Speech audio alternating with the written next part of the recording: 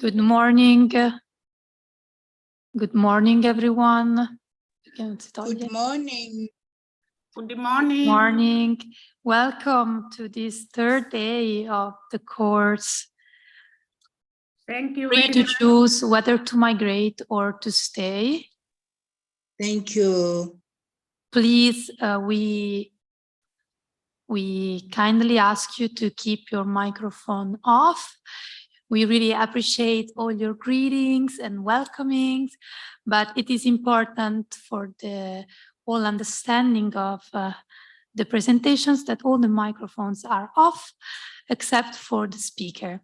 So welcome again, everyone. And yesterday, during the second day of the training course, Gioacchino Campese, Regina Polak, and Chereli Chan have delved into the topic of church and migration, underlying the centrality of migration in its complexity within the scriptures, and the inner spiritual meaning of contemporary migration in dialogue with theological traditions and the church teachings. They also invited us to read the Bible with migrants and refugees and to walk with them, taking action and full responsibility as Christians in caring of our brothers and sisters uprooted from their homes. Today, our focus is on human rights, and I welcome our first speaker, Claudia Bonamini.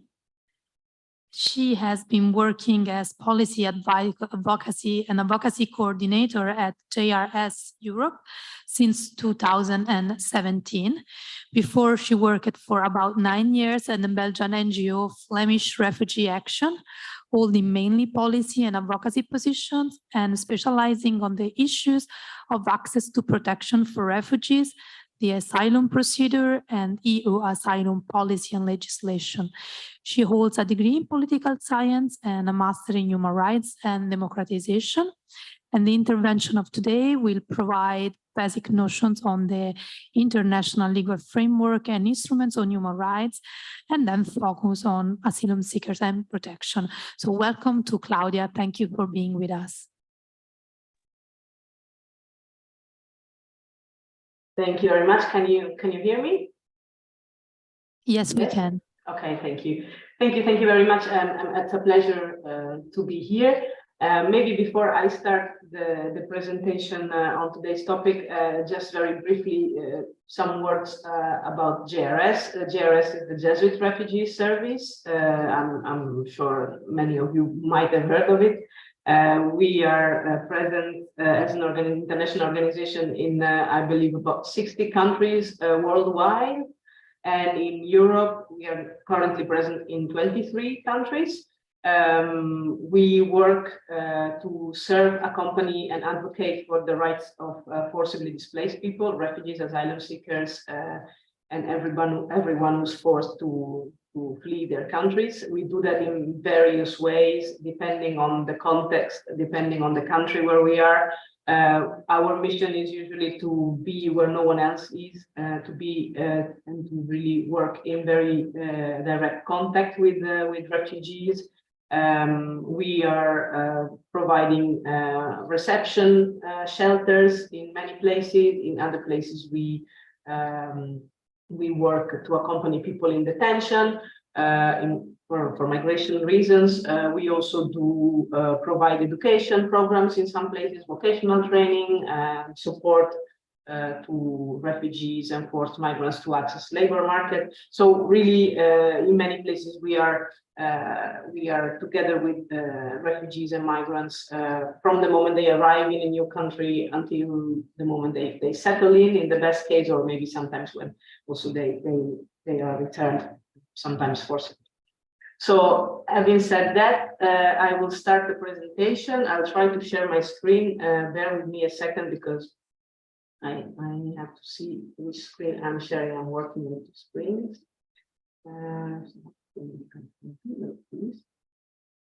Claudia, I don't know if your camera is off on purpose. This is strange. No, it's not. In fact, it looks. This is really strange. So It looked as if it was working. Okay, now I see myself again. Works. Sorry, now that was not Not on purpose. Okay, let's see. I do like this.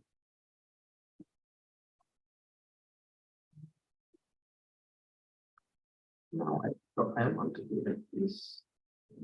Oh, no, but now you are not seeing the right screen. Sorry, just a second.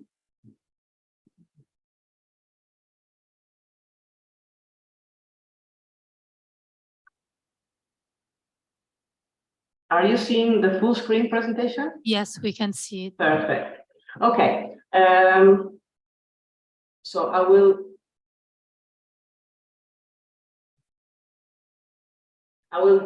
try today to tell you briefly some of the main notions about the international human rights framework. I'm aware that probably many of you today do not necessarily have a legal background, so fear not. I will not be overly legal, but I think it's important to understand what the legal framework is and what it says when it comes to migrants, forcibly displaced people. So I will then touch upon the right to leave and to return to one's country. This is in fact one human right included in the human rights framework. And then I will go further in the right to seek asylum or international protection. And there I will also try to give you some useful figures about the phenomenon of asylum and forced displacement globally.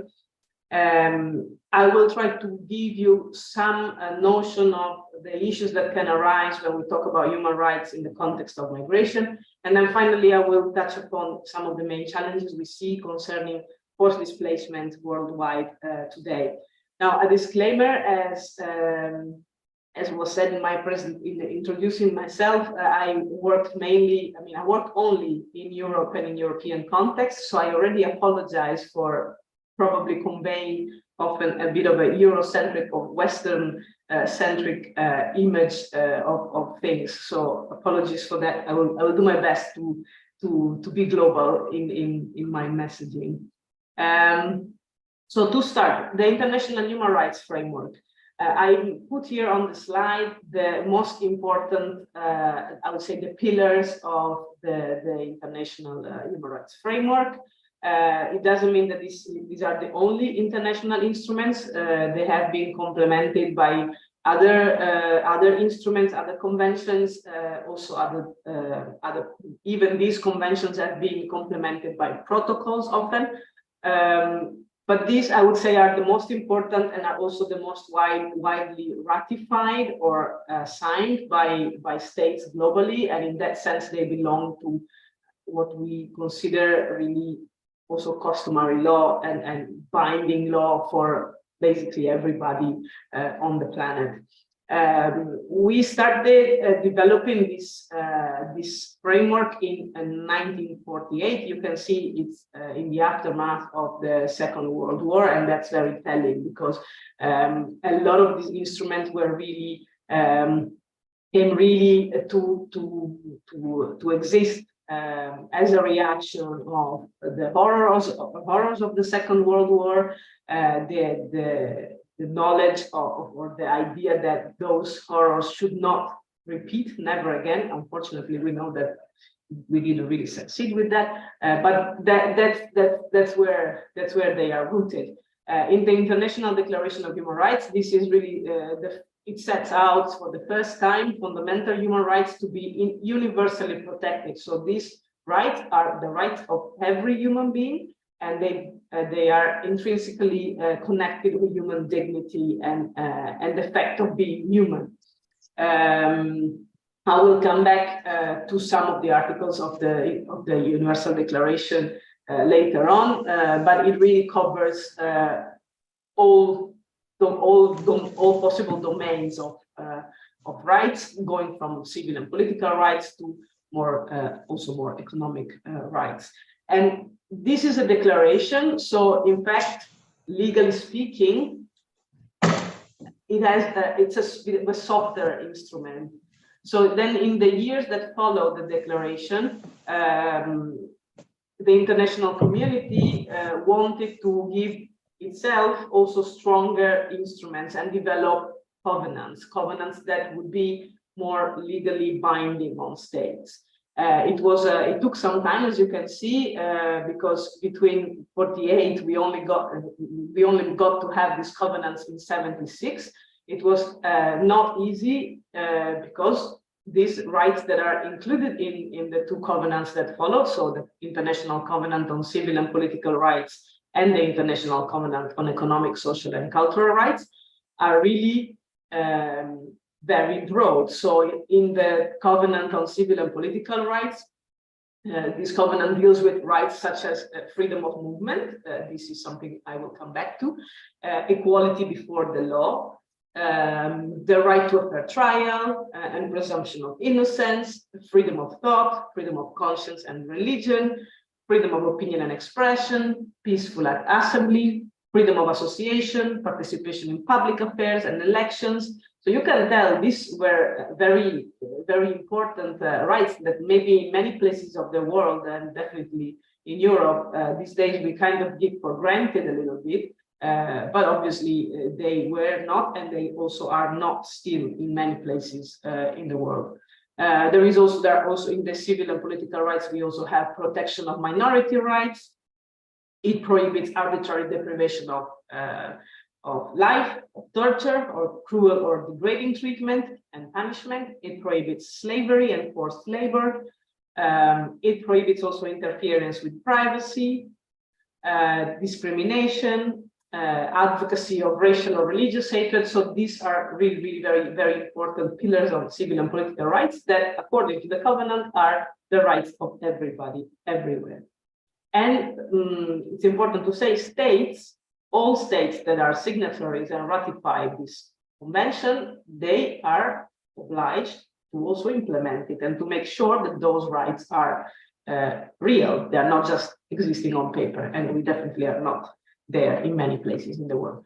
When it comes to the International Covenant on Economic, Social and Cultural Rights, that even maybe to some extent even more difficult to implement for states in many places, because it's a covenant that guarantees the right to work in just and favorable conditions, also the right to social protection, the right to an adequate standard of living, and to the highest attainable standards of physical and mental well-being. You can tell that these are very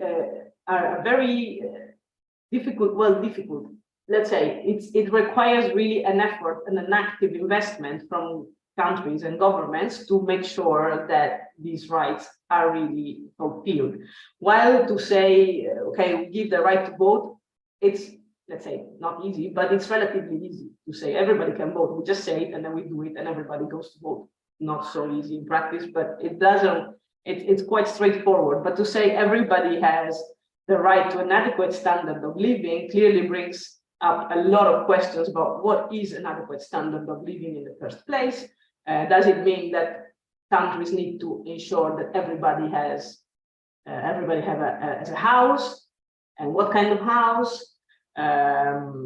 So also the highest attainable standard on physical and mental well-being. It also means healthcare systems. What does it mean? What is the state responsibility in organizing healthcare systems? So these are all these are all rights that really require efforts and investments from states. There is also part of the Covenant on Economic, Social and Cultural Rights includes the rights to education, also very important, and the enjoyment of benefits of cultural freedom and scientific progress. So that also means that when there is scientific progress, that should be for everybody. I'm thinking, for instance, we not so long ago came out of a pandemic where there was a whole debate about vaccines and availability of vaccines, and this is part of this. So if there is a scientific progress that can benefit people, it should benefit everybody. And you can tell easily that this is not always the case. So these are really the two very, very important pillars of the human rights framework. Then through the years, there are also other more specific, I would say, more specific conventions that have been created and ratified. Well, there is the very first one that was already There was already ready in 48 is the Convention on Prevention and Punishment of the Crime of Genocide. There you can clearly see that that's the result that comes really in the aftermath of the Holocaust, and that was meant and that was created with the idea of the aim of preventing that in mind. Then there is also the Convention on the Elimination of All Forms of Racial Discrimination, also from 65. There is an important convention on the elimination of all forms of discrimination against women. The Convention of the Rights of the Child, this I put in bold in the presentation because this is one of the conventions that when we work on migration very often comes back in our work, because unfortunately a large percentage of the people forcibly displaced in the world are children.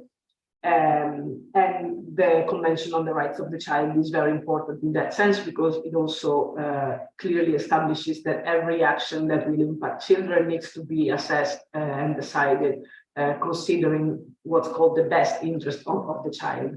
And in the framework of migration, there are many decisions that affect both adults and children. But in the case of children, you cannot always say that indeed those decisions are really taken considering the best interest of the child. Just think about, for example, detention, administrative detention of migrants.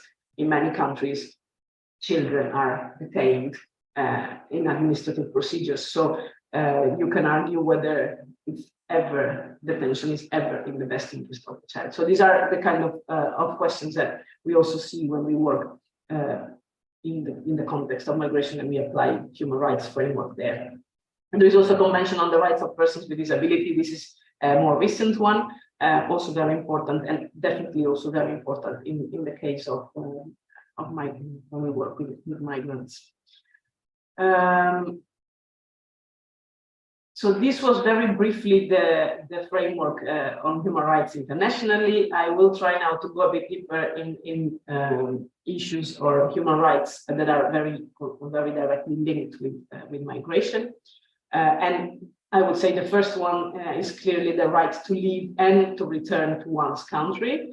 This is a right that is established in Article 13 of the Universal Declaration, and it's very clear. Everyone has the right to freedom of movement and residence within the borders of each state, meaning his own state. I will come back to that. This is not every state, actually, so that's already a limitation. But most importantly, everyone has the right to leave any country, not only his own country, but any country. You cannot be forced to stay in a country, including in your own country. You cannot be forced to stay in your own country.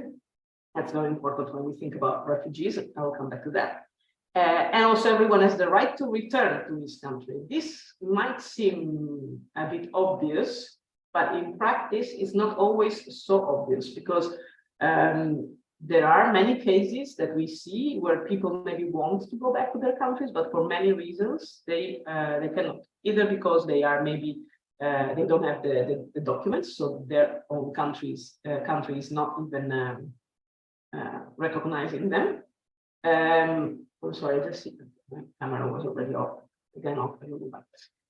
Or because there are other obstacles. The country don't want to readmit them for some reasons, and so it's not always granted even to be able to return to your country, which is another story that when you might be forced to return to your country. But even in the case when you want to return to your country, sometimes this is not a given.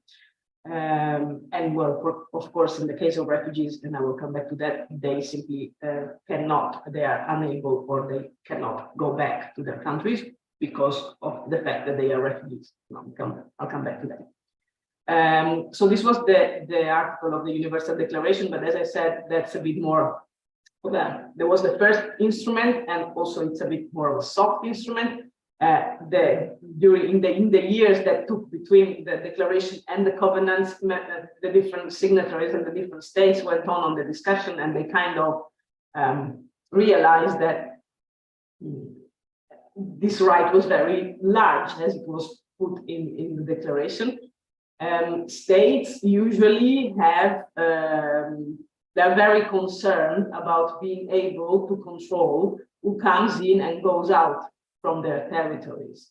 This is not always for bad reasons. I mean, the fact of knowing who is in your territory and who you are responsible for is very important, because all those human rights need to be guaranteed by someone. That someone is state authorities, and then you need to know, okay, who is in fact under my jurisdiction? Who do I have to guarantee those rights? And maybe I'm ready to do it for my citizens, but when is it that I start also being responsible for citizens of other countries? In fact, they should be responsible for their citizens. So that's when then states start thinking, okay, this freedom of movement is a nice idea, but I still want to maintain my sovereignty on my territory and the capacity, the ability to say who is allowed to stay here and who's not.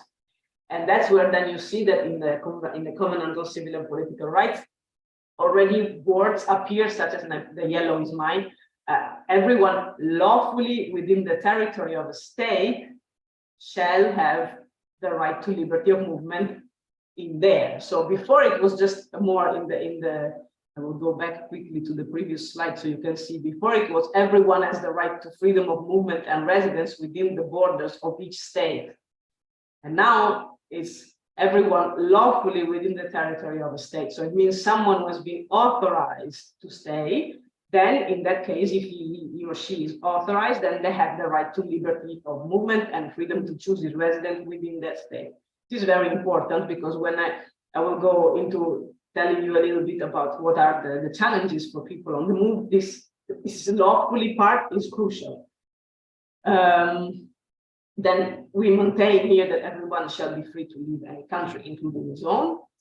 And then they also included this: no one shall be arbitrarily deprived of the right to enter his own country. But this arbitrarily says also something, adds something.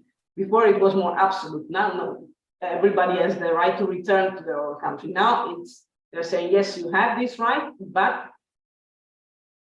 it implies that if there is a good reason and it's not arbitrarily designed, maybe you might have, you might be in fact prevented from re-enter your own country. And then I included also this Article 13. It's about the possibility to expel someone, and in this case, it's even someone that is originally lawful. So someone that arrived and was granted the possibility to remain in this country, but still he or she may be expelled if there is a decision. And again, the covenant is very clear: this cannot be arbitrary. There needs to be a decision in accord based on law. It cannot just be randomly, I don't like you anymore and I expel you. But if there is a decision, and if there are reasons that are explicit in law, it's possible to expel a lawfully resident back to his own country or to another country. And then the reasons that are mentioned here are reasons of national security, and this is very relevant also today when security in many parts of the world is high on the agenda. So if a lawfully resident can be lawfully expelled in some cases, you can imagine that this implies automatically that an unlawfully resident can always be expelled. So if you're not lawfully resident, if I state didn't tell you could stay, I also have the power and I'm entitled to remove you.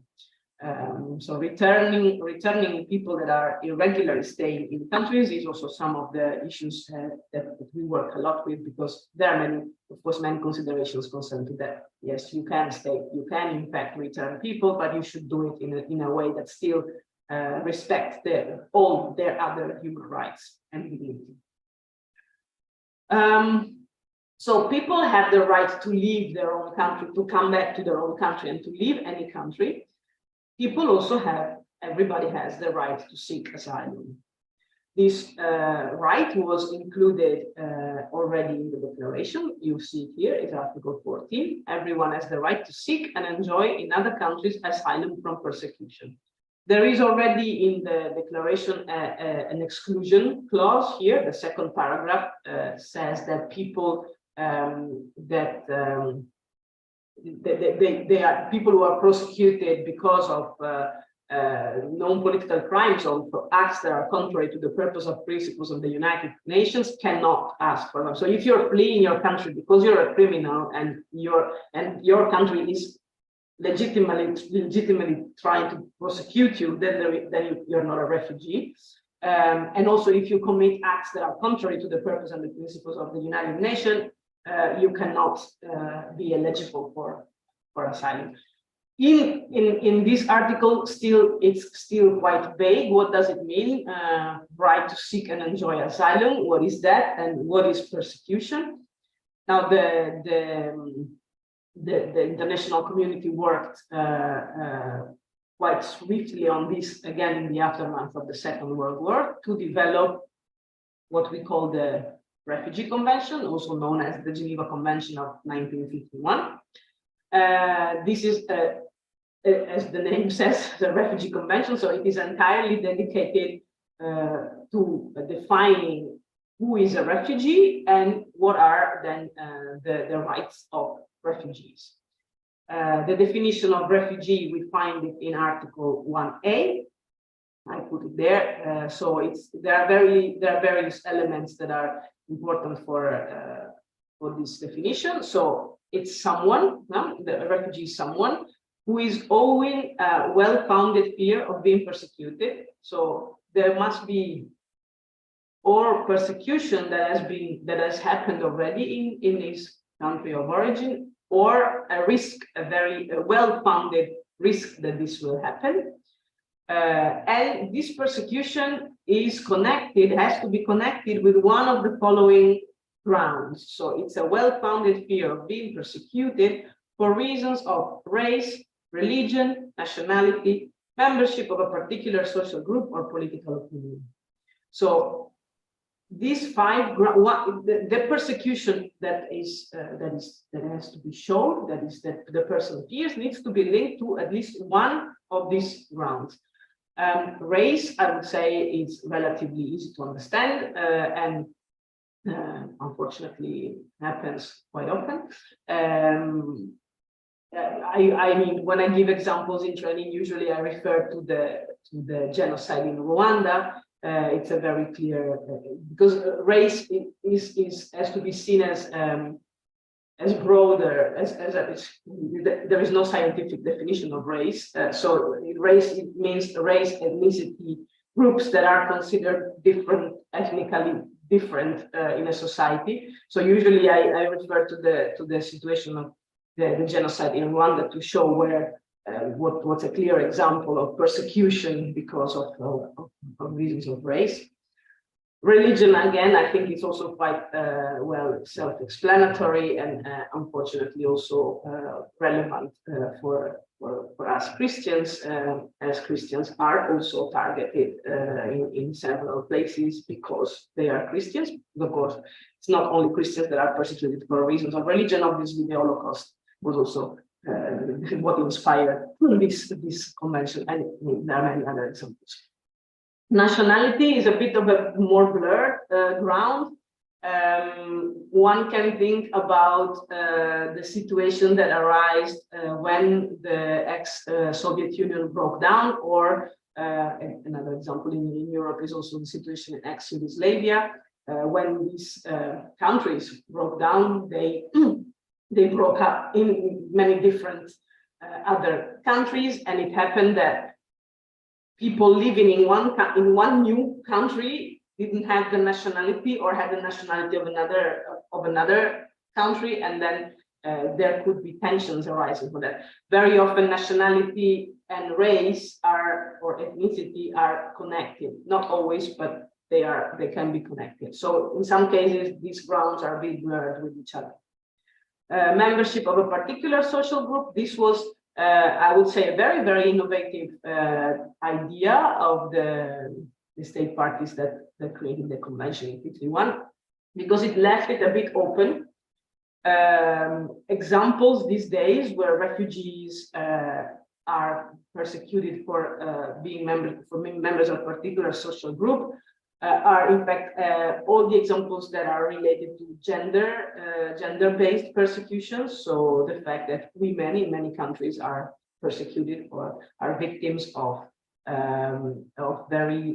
very harmful traditional practices that amount to persecution, and so they can be recognized as refugees because of that. I'm thinking, again, a very clear example is the situation of women in countries such as Afghanistan. But also membership of a particular social group these days is often the situation of people of the LGBT community, LGBTQI+ community, that in many countries globally are persecuted because of belonging to this community. And in general, then this is a ground to flee the country, and it should be, I would say it should be, because it's not always the case, but it should be recognized as a ground to be recognized as a refugee. But it could be something else. So imagine a fictitious example. Imagine that in a given country, doctors are actively persecuted by state agents because they are considered as, I don't know, treating or systematically favoring or treating some political opponents. And because they do that, then the regime in power targets them specifically, wants to eliminate or wants to make the lie, imprison all doctors or medical doctors in the country. If that's the case, then this would be, if you are a doctor, you flee and you say, I'm a doctor and I because of that, I fear persecution in my country, this then would be a ground to be recognized as a refugee. So this is also, this shows you that to be a refugee, you have to have an individual fear of persecution. It's about you, it's about something that you are or that you think or believe, or that people think that you think or believe. So sometimes in some context, even the mere fact that people think, for example, that you're homosexual in a country, maybe you're not, you don't identify as one, but people think you are, this could trigger persecution towards you. And if your life is in danger and you really cannot, you cannot continue living there and you flee because of that, this is also something that could fall into the scope of the Geneva Convention. The political opinion, I would say, is also quite clear. Any dictator doesn't tolerate political opinions that are different from his own and tends to imprison political opponents. And this, as such, is a reason for flee the country and be recognized as a refugee. So I repeated a few times the words flee the country. And this is also very important because, as you can see, when the definition continues, a refugee is someone who is outside the country of his nationality and is unable or, owing to the fear of persecution, unwilling to avail himself of the protection of that country. So you have to be already outside of your country to be considered a refugee in the sense of the Geneva Convention, which brings to several challenges that I will explain in a second. At this moment, I would ask if there are questions, but I know that this is that questions will be asked later on. So please, if you have questions, I hope I was clear. But if you have questions, note them down, and I will do my best to reply to them later. So I continue. The right to seek asylum. I gave you the definition. So international refugee law. Now I'll tell you what the international refugee law does not cover. I already said that you need to be outside of your country of origin or your country of habitual residence. This I should have said. So the definition of refugee also covers people that are stateless. So I was speaking about country of your nationality, but another part of that same article, in fact, also includes people that don't have a nationality but normally are residing in the country. So stateless people. It's a bit of a bigger group, but the Geneva Convention covers that as well. But it does not cover internally displaced people, which I will show you with the figures a bit later, are really a very big group of forcibly displaced people these days. So internally displaced people are not refugees, are internally displaced people, although they the reasons why they move internally in their own countries might be the same as the reasons of refugee. So they also might be persecuted for the same reasons, and therefore they flee from their hometown, maybe to go into hiding somewhere else. But then, legally speaking, they are not refugees. Also, the Geneva Convention, the Refugee Convention, doesn't cover the situation of people fleeing from indiscriminate violence or conflict. As I was telling you, that you need to show that you're a refugee. To show that you're a refugee, you need to show a link with something that you are, that the state is looking for you, is persecuting you because of something that you are, or that you think, or that you believe, or, you know, so it's not generalized conflict. The fact that you live in a country where there is war doesn't make you eligible for the refugee status. And then it also doesn't cover people fleeing from poverty, extreme poverty, or the consequences of natural disaster or climate change. Now, I believe that you in the room are much more aware than I am about the definition of the Catholic Church of a refugee. What's a refugee? Then you see immediately that the international legal definition of a refugee is much narrower than the definition that the Catholic Church gives of a refugee, because the Catholic Church considers refugees also people fleeing from conflict, and also people fleeing from extreme poverty, and also people fleeing for the consequences of natural disaster or climate change. So the Church is much broader in its definition, which sometimes, I must say, I know you will talk about advocacy later on, I must say in doing advocacy with state authorities, it's a bit complicated. And usually as GRS, for example, when we talk about refugee, we stick to the legal definition, because this is the framework that our interlocutors are working in. But having said that, indeed there is, so the Geneva Convention leaves substantial protection gaps. However, the UNHCR, so that's the UN High Commissioner, I wrote it wrongly, sorry, it's UNHCR, UN High Commissioner for Refugees, that's the organization of the United Nations with the mandate of protecting and supporting refugees. Their mandate also explicitly covers the internally displaced people, that's that acronym IDPs, internally displaced people, and also people fleeing from armed conflicts. Also, I cannot go deeper on this today because that would take me another hour, but there are several regional instruments in the world that also have a broader definition of refugee, or that also include other categories of people as people that are eligible for obtaining protection. You have in the country of Latin America, you have the Cartagena Declaration. You also have from the African Union, you have the convention governing the specific aspects of refugee problems in Africa. And in Europe, we have several an amount of legislation. Well, we have a European Convention on Human Rights, but we also have a legislation of the European Union on refugees that also includes a status called subsidiary protection, and that includes people that are fleeing from conflict.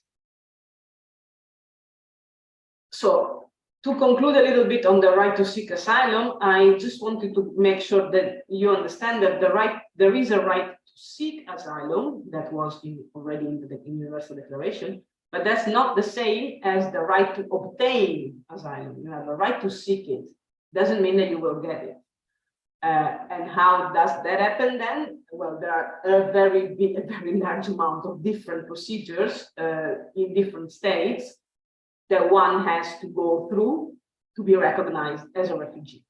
Important is that according to international law, it's not that you become a refugee the moment you get a status. You are recognized as a refugee. So it means that you've always been a refugee and you only get the status legally. But of course, in practice, this is crucial, because the moment you get the recognition of status is the moment where you then also become lawfully staying, and you are entitled to stay in a country where you have sought asylum, and that lapse of time between the moment you ask for asylum and the moment you maybe get it can be very long, and the circumstances that where people living in this period of time can be extremely different in different countries. Also, in many places in the world, extremely inhumane and unbelievable, including in Europe, by the way. Also, there are different rights that are attached to the refugee status. The Refugee Convention usually says that, because I only showed you the first article of the Refugee Convention, but then the convention goes on in saying, okay, those people who are a refugee are entitled to this and that, and state parties should do this and that with them. Usually they say that the rights granted to refugees should be not less favorable than those of other lawfully residing aliens. Again, this can mean that there are very big differences in the world, because lawfully staying aliens are also entitled to very different rights around the world. So it can be that you're almost enjoying the same rights as a citizen. It can be that you are still tolerated in a country as a refugee. So the discrepancies globally on how refugees, also recognized refugees, are treated are very, very wide. Also, and this is very important, the right to seek asylum implies that you need to be able to access territory of another state to do so, because if you remember what I said before, to be a refugee, you need to be outside of your country of origin. If you be outside your country of origin, you need to be able to get out of it and enter another one. And this is far from being a given, and it's a very big challenge. I mean, in Europe, we face daily the situation of people dying in the Mediterranean Sea to reach the European territory. I know this is the case in other parts of the world, so absolutely this is not a given. To reach a safe place to be recognized as a refugee is a big challenge globally. I will give you now some figures just for you to understand a bit the size of the phenomenon worldwide about forced displacement. These are, again, I spelled it wrong, so it's UNHCR. Global trends of 2022, so for last year. Every year the UNHCR publishes these figures for World Refugee Day on the 20th of June. So, and they always are about the year before. So these are the data from last year. It's not unlikely that the numbers have even gone up since then. So at the end of 2022, we had 108.4 million of forcibly displaced people worldwide. This includes 35.3 million of refugees, 62.5 million of internally displaced people. So I was telling you before that despite the fact that internally displaced people are not covered by the Refugee Convention, they are a large majority of people on forcibly displaced in the world today. There is also 5.4 million of asylum seekers. Asylum seekers are the people in that phase that I was telling you, between the moment someone seeks asylum and the moment someone gets recognized as a refugee. Now, these figures is always a bit difficult to understand how the UNHCR calculates these figures. It could be that there are even more asylum seekers, in fact, in the world. And of course, this fluctuates. In some cases, there are very large backlogs. So people are registered as applying as asylum applicants, and it can take really in some cases years before they see the end of the procedure. And then there are also 5 more million of other people in need of protection. These are people that maybe don't strictly fall under a definition, but are still falling under the mandate of the UNHCR. It's important to know that 75% of the people, the forcibly displaced people worldwide are hosted in low and middle income countries. And I say that also again from a European perspective, because very often here we hear the narrative of being of getting this huge amount of people that everybody wants to come to Europe, and this is not true, simply not true. You can see the top, I put at the last bullet point, the top hosting countries in the world of refugees are Turkey, with 3.6 million, then Iran, 3.4 million, Colombia, 2.6. Germany is the only European country that comes in the picture with 2 million, and then Pakistan, almost 3 million. Also, 52% of the forcibly displaced worldwide come just from 3 countries. This is Syria, is being on the top, unfortunately, since the conflict started in 2011. Ukraine, unfortunately, relatively new entry, with more than 5 million, almost 6 million people displaced. And Afghanistan has been there in the top 3 for very, very long. I mean, before Syria, Afghanistan used to be the first country. Other countries that are very, I think, in the top 5, we still have Venezuela, and that explains also why Colombia is one of the top hosting countries. So Venezuela is also, it used to be in the top 3 the past years, but then yes, was surpassed by Ukraine. I'm almost getting to the end of my presentation. I wanted to give maybe some reflections about human rights in the context of migration. Obviously, human rights are rights of all human beings, and migrants are human beings. So then human rights also apply to migrants and forcibly displaced migrants. This seems, when I say this, I feel like I'm stating the obvious, unfortunately, in many places in the world. It seems that migrants are considered kind of a second-class human beings, and that their rights are not as important as the rights of citizens. And this is really something that if you ever work in the context of migration and with migrants, you will see on a daily basis. And in fact, this includes often also regularly staying migrants. So when it's about undocumented migrants, the discrepancy becomes even bigger. So yes, there is in practice a big divide between regular migrants, including refugees, and irregular migrants. So already the fact of having a residence permit for a country or regular stay makes it that your rights usually are more respected. However, not always, but it's already better. And that's particularly the case for socioeconomical rights.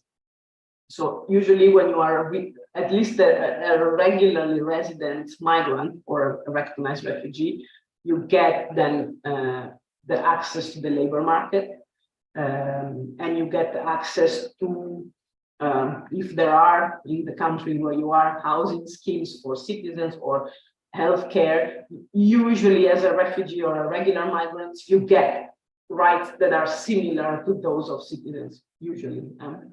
Please take this with the, not as a absolute truth, because that, again, the different country situations are very, very different. But also when it comes to civil rights, that there is a big divide between legally staying and irregularly staying migrants. You can think about issues such as the right to obtain legal assistance or free legal assistance, and I mentioned already before a bit the question of the privation of liberty. In fact, the privation of liberty is one of the rights that is considered really very, very important. No one should be deprived of his liberty unless very extreme situations. So someone who is a criminal, and not even every criminal, usually it's someone who committed serious crimes that gets imprisoned. In the case, and this is what we would consider the norm for us, for everybody. But then when it comes to migrants, it's widely accepted in many legal frameworks that it's normal and it's necessarily even to detain people for the purpose of removing them. So to deprive people of their liberty while they committed no crime, unless you consider the crime the fact of being irregular in the country, which in some legislations is in fact considered as a crime. But we can put on a balance the crime of committing murder and the crime of, in fact, exercising your right, because you can leave your country and go to another country according to the universal declaration. So you can see that there are many issues and many questions that, of course, I'm not going to go deeper into today, but I just wanted to give you a bit of a flavor. Of course, political rights, this is also something that usually, from which usually migrants are excluded. Political rights are usually linked, so imagine the right to vote as the obvious political right. Usually these rights are closely interconnected with the fact of having a citizenship or a nationality. And in that sense, usually migrants are excluded. But well, the right to freely meet, the right to assembly, these are also rights that migrants also should enjoy. I'm coming to my last point, and I will really conclude. Just to give you very briefly some of the main challenges concerning forced displacement that we see today. I already mentioned it briefly. The fact of accessing the territory of a safe country is a major issue. Safe and legal access for people fleeing is not a given. It's not a given in Europe, it's not a given at the border between Mexico and the US, it's not a given in Australia, or it's not a given for people trying to leave Indonesia and go to Australia by boat. So there are really many people. It's not a given in people crossing the Sahara Desert to get to the shores of the Mediterranean Sea, then try to come to Europe. So it's really, I would say, the biggest challenge for refugees worldwide is to be able to flee without losing their lives in the process, losing their lives or being mistreated, being abused, being sexually abused. I mean, I was reading a report recently showing how the vast majority, basically every woman fleeing and having to go through these kind of journeys has been raped at some point during the journey. So safe and legal access is absolutely a big challenge. Another one, and that's connected, is the question of protracted refugee situation and the need to find durable solution. You saw in the numbers that Syrians are in the top one of displacement, and that's already been more than 10 years. Afghanistan has been there for as long as I can remember. So we're talking about crises that are taking like 20 years, and then the need to find durable solution there is important, and it's not given. We also see a lot of polarized narratives. By that I mean that there is a lot of negative discourse in many countries against migrants and also against refugees. Sometimes it's also they are putting against each other, so refugees and other migrants. So the refugees are the good ones and the migrants are the bad ones. And this, of course, makes it very difficult to work and to advocate for human rights of migrants. And then finally, and I really conclude here, one of the emerging issues that we see is increasingly the forced displacement that is related to climate-related issues. This is not, as I said, is not covered as a reason to get protection from in the Refugee Convention. It's a large protection gap, and it's something that, as refugee organization, we are really confronted and challenged. I will really stop here. Thank you very much for your attention, and I hope it was clear. I know I went a little bit over time. I'm sorry for that. Thank you very much, Claudia. We didn't want to interrupt your presentation for a few minutes more, as it was really interesting and clear for explaining everyone, also to the person who's gonna have a legal background to play in all the international legal framework, which is very complex and complicated, but also provide us with facts and figures and letting us understand the challenges. So I will leave the floor now to our second speaker of this morning, which is Victoria Femina, Specialist International Migration, is Director of Development and Policy at Calabrian International Migration Network, CIM. Victor, are you with us? Yes, I'm here, Veronica. Welcome, Victor. Thank you very much for being with us today. And your presentation is on advocacy work on international migration. So we will see another phase of, human rights and the part of advocacy. So the floor is yours. Thank you very much. Thanks to you, Veronica. Good morning, good afternoon, good evening. I'm based in New York, so it's very early in the morning for me. So please forgive if you notice that I'm not very awake, but I'm very glad to be here to join you in this conversation, in this discussion. Can you see my presentation, Veronica? Yes, we can hear, we can see you. Okay, thank you very much. Okay,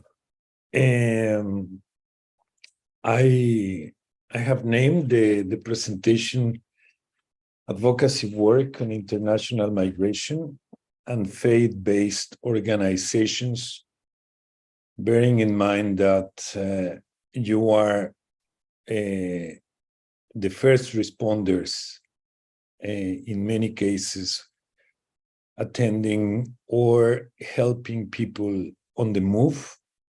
In some circumstances, people who can be considered refugees, but also international migrants, just following the distinction made by Claudia. So the purpose of the presentation is giving you a general view on different kinds of advocacy activities that your organizations can implement or can conduct in order to help you how, if you decide to do so, I mean, the spaces and the kind of activities you can conduct in order to have a more assertive or strategic advocacy activities. So this is the outline of the presentation. I will start with commenting an assessment of international migration made almost 140 years ago by San Giovanni Battista Scalabrini. Then we will mention a little bit some of the dimensions of these fluxes, the human fluxes nowadays. And then I will emphasize the biggest asset faith-based organizations have in relation to the advocacy work you can conduct. And this main asset is the legitimacy that you have before all relevant actors in dealing with the situations you find on the ground. And then finally, we will discuss what in the Scalabrinian experience can be considered strategic advocacy work, what to do, how to do it, and where to do it. And here I ask you if we can read this quotation from San Giovanni Battista Scalabrini in one of his reflections on what was going on at the end of the 19th century with these large fluxes of Europeans moving to the Americas, not only to the US, but also to Brazil and Argentina and other parts of Latin America. He said something which is completely prophetic if we think that these words were pronounced almost 140 years ago. He said that migration is good phenomenon because it's a providential law that shapes the fate of peoples on earth. It is good because it opens paths of hope and well-being for those deprived of material wealth or material goods. It is good because it enriches intellectually those who encounter different laws and cultures, raising human destinies and widening the concept of fatherland beyond political and geographical borders, making the world the fatherland of all people.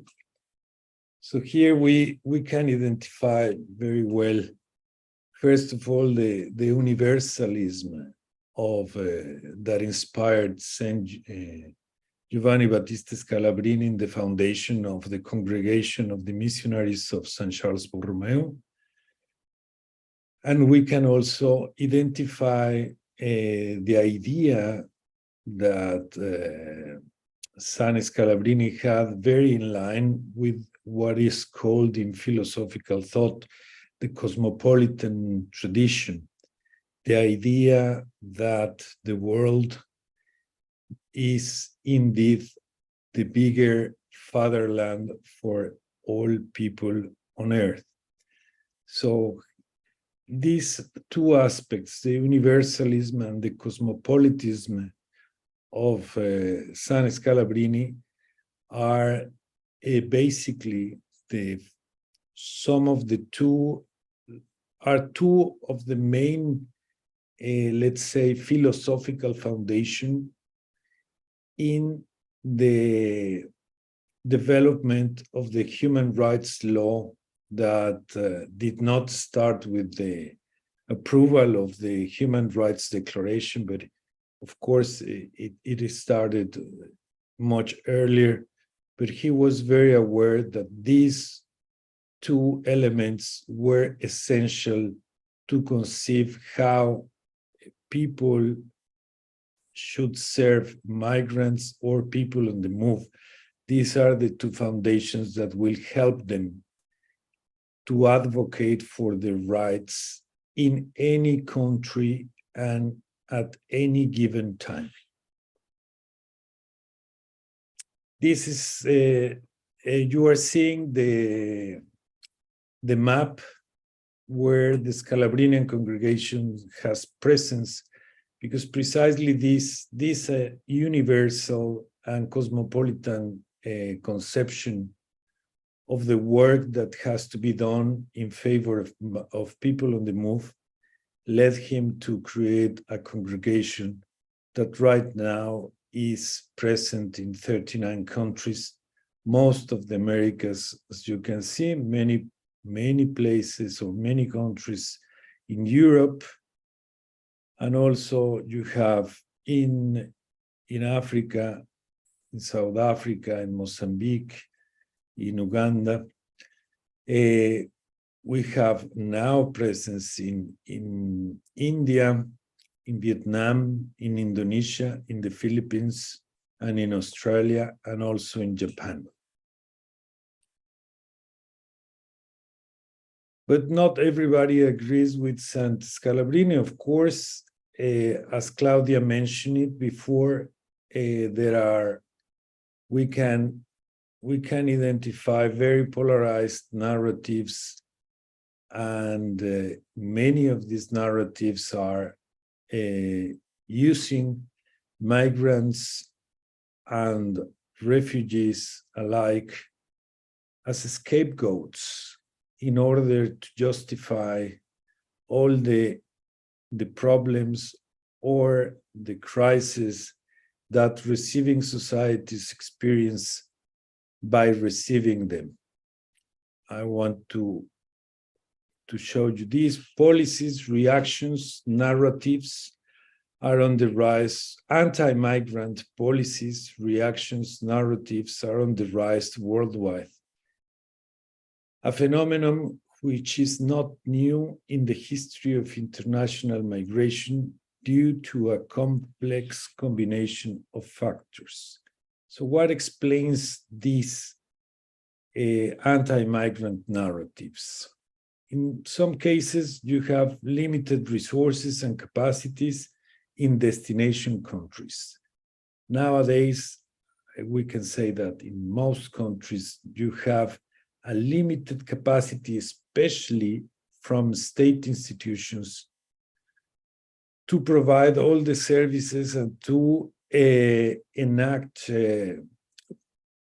public policies that can implement all the responsibilities states have, especially those who have signed or are state members of given conventions, for example, the 1951 Refugee Convention that Claudia mentioned, but also, for example, in the case of Latin America, most states are state parties to the International Convention on the Protection of Migrant Workers and their families.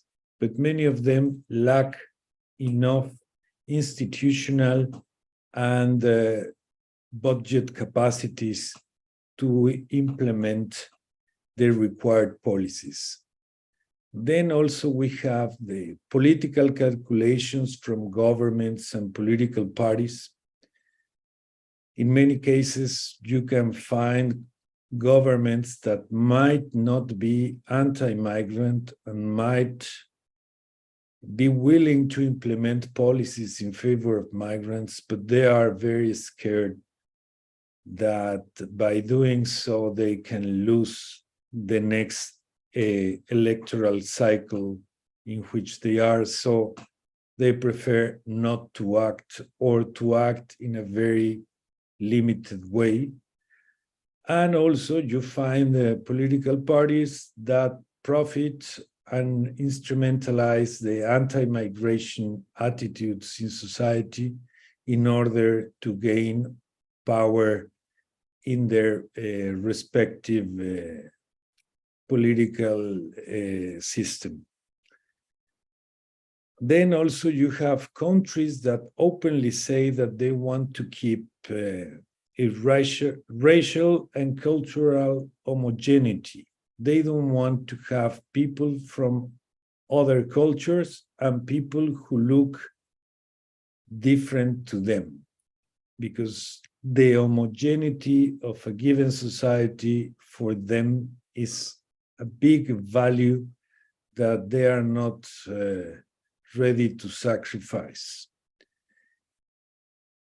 And then you have also a very important point, as Claudia showed it, 76% of refugees are located in the regions of origin of the fluxes, because regions such as North America and Europe don't want to receive these big amounts of people, so they established these agreements with the what is called third countries of destination, like, for example, the one that recently was signed between the United Kingdom and Rwanda.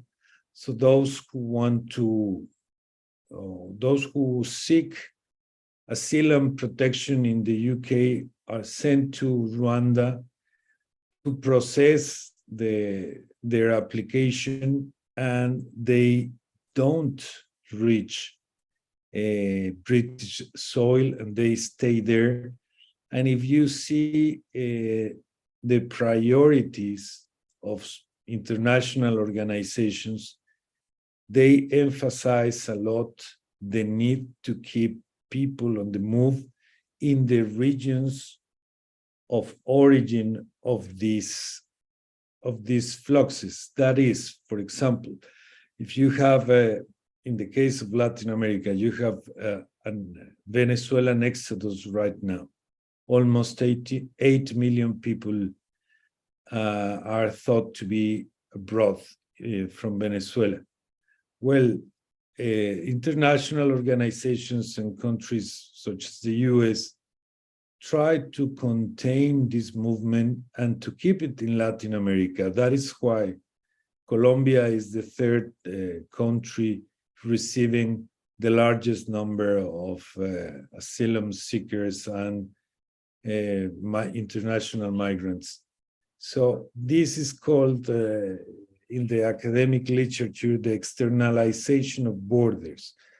This means that countries establish measures in third countries to process or to contain the flux of those migrants that are approaching or have the intention to reach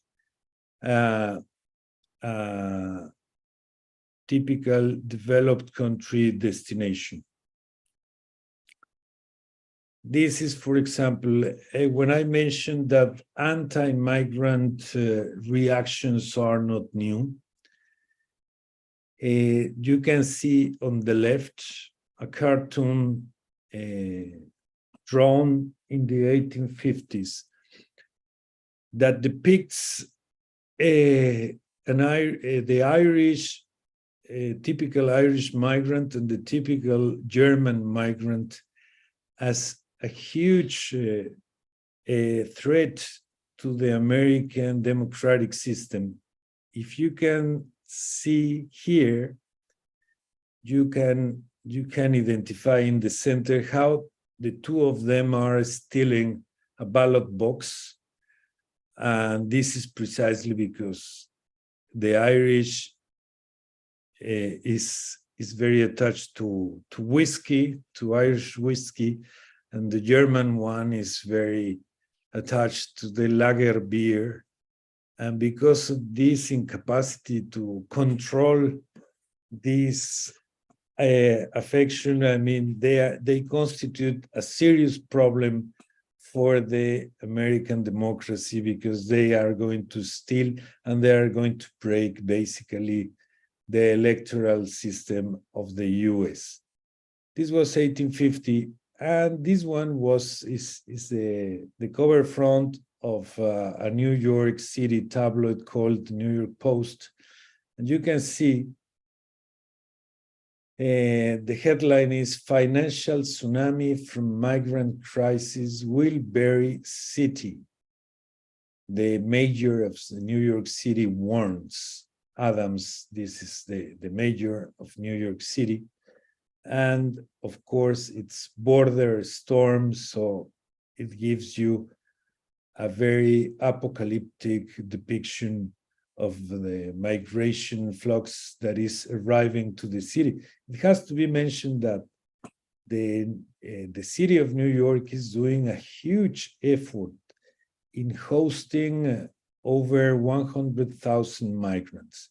But what I want to emphasize is the way in which these newspapers depict the situation. It has to create fear. It has to create the idea that migrants are responsible of basically most problems that host societies face. And this is something which is not new, of course. That's why I showed you the other cartoon. The anti-migrant tradition, for example, in the US, which is a country of was built on migration. Since the mid-19th century, you can identify very intense anti-migrant reactions in different moments of the history of the country. And the common factors that trigger these anti-migrant reactions are basically a bad economic performance of the economy of the country, and also a huge fear that migrants are going to change negatively the cultural identity of the country. These two issues are the main factors that trigger anti-migrant reactions in countries with a strong tradition of receiving migrants. So what can we do to respond to this growing trend of anti-migration feelings, attitudes, responses that you find not only in the US, you find them also in Europe, but also in other countries that, for example, in the case of Latin America, many countries had a very generous response to the fluxes in the beginning, but now you can identify certain fatigue and certain lack of willingness to keep on helping migrants and refugees. And this is something that I want to emphasize. I mean, the role that migrants played during the COVID-19 pandemic. As it's written here, the COVID-19 pandemic was a breaking point in relation to the role of migrants in host societies. They became essential workers. Here you can see on the right a photo of a delivery worker from New York City that it's written, delivery worker, I'm essential. Because precisely when we had lockdowns in New York City, both in the healthcare services and also in the delivery, food production, food distribution of in New York City, migrant workers kept the city and also the country moving and working. They were essential workers in the health sectors and in keeping functioning the economy and also world trade. We have to remember that 90% of world trade is conducted by sea or is transported by sea, and seafarers were essential as well as fishers. So the essentiality of these workers is something that your organizations can use to articulate a new narrative in order to highlight the value of migrants in stress or difficult times in receiving societies. It is an opportunity we should not waste, and that is why we need to have a strategic approach or a strategic way to conduct advocacy. So what, how, and where to act? First of all, Claudia had already mentioned the dimensions that UNHCR has released the latest number of people, forcibly displaced people. It's almost 110 million. But we have to bear in mind that this number, which is a historical number,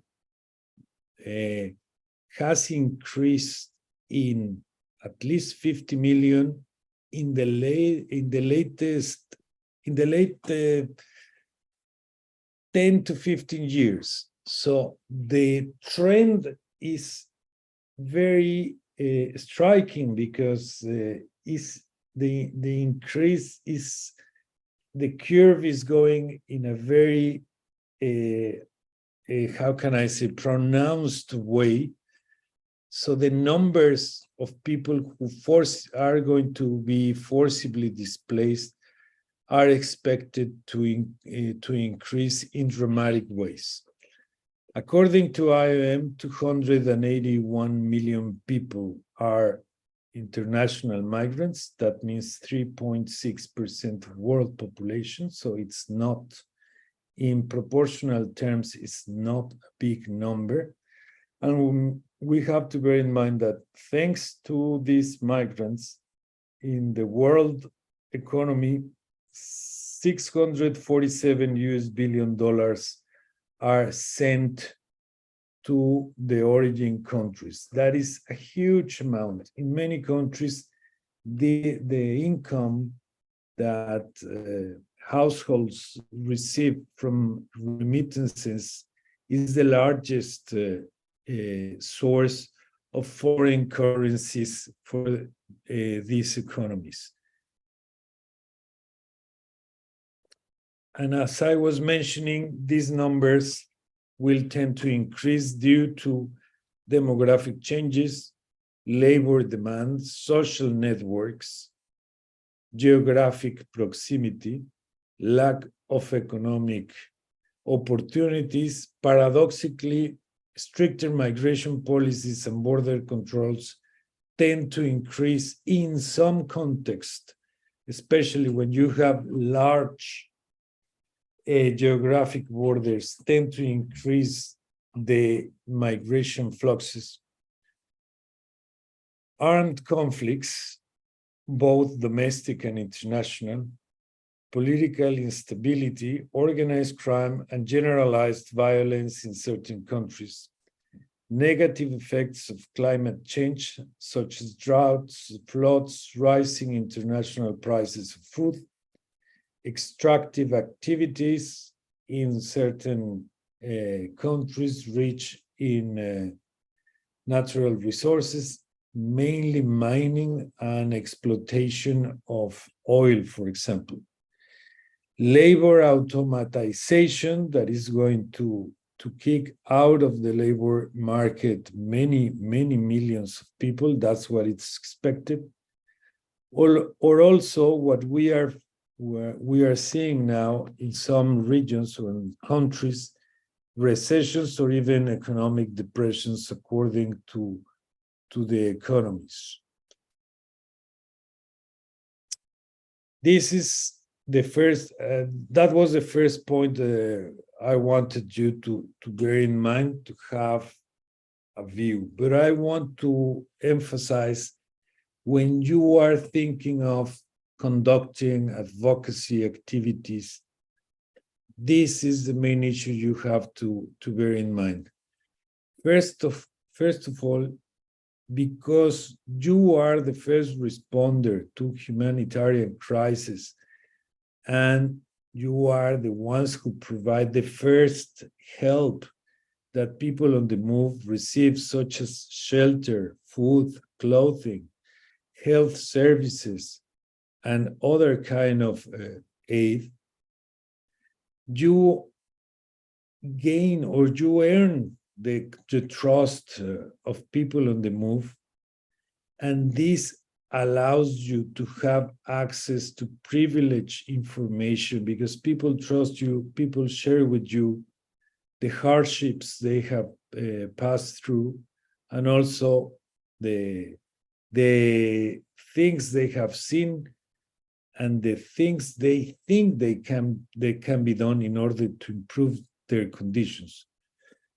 So because of this combination of trust and knowledge, you possess legitimacy before migrants, but especially also before governments and host societies, and you become then indispensable actors if long-term solutions and negotiated solutions are to be found. So you have to be aware of these impressive assets. Let me share with you something that happened a couple of weeks ago. The SIM, the organization I work with in New York, and the general direction of the congregation had a very important meeting with a top official in charge of serving migrants in the Americas. And he confessed to us, we need urgently to help us because donors are not willing to keep on funding some projects because they don't trust other organizations that are implementing the program. They don't trust these organizations, and you are the ones who can help us in order to keep on working these programs, because everybody trusts you, and we know very well that with very little funds you can do very important and you can have a deep impact, and the numbers are going to increase in terms of people reached by the program. So this is just to emphasize that you have this amazing asset that many other organizations don't have and won't have, precisely because they either are not on the ground really helping people, or they are not trusted by people on the move or governments. You are the ones that are trusted by all relevant actors. And of course, you have to bear in mind that you are the voice for those who have been silenced, and it's a voice that needs to be listened to in order to visibilize these realities, but also in order to provide solutions that benefit both people on the move and host societies.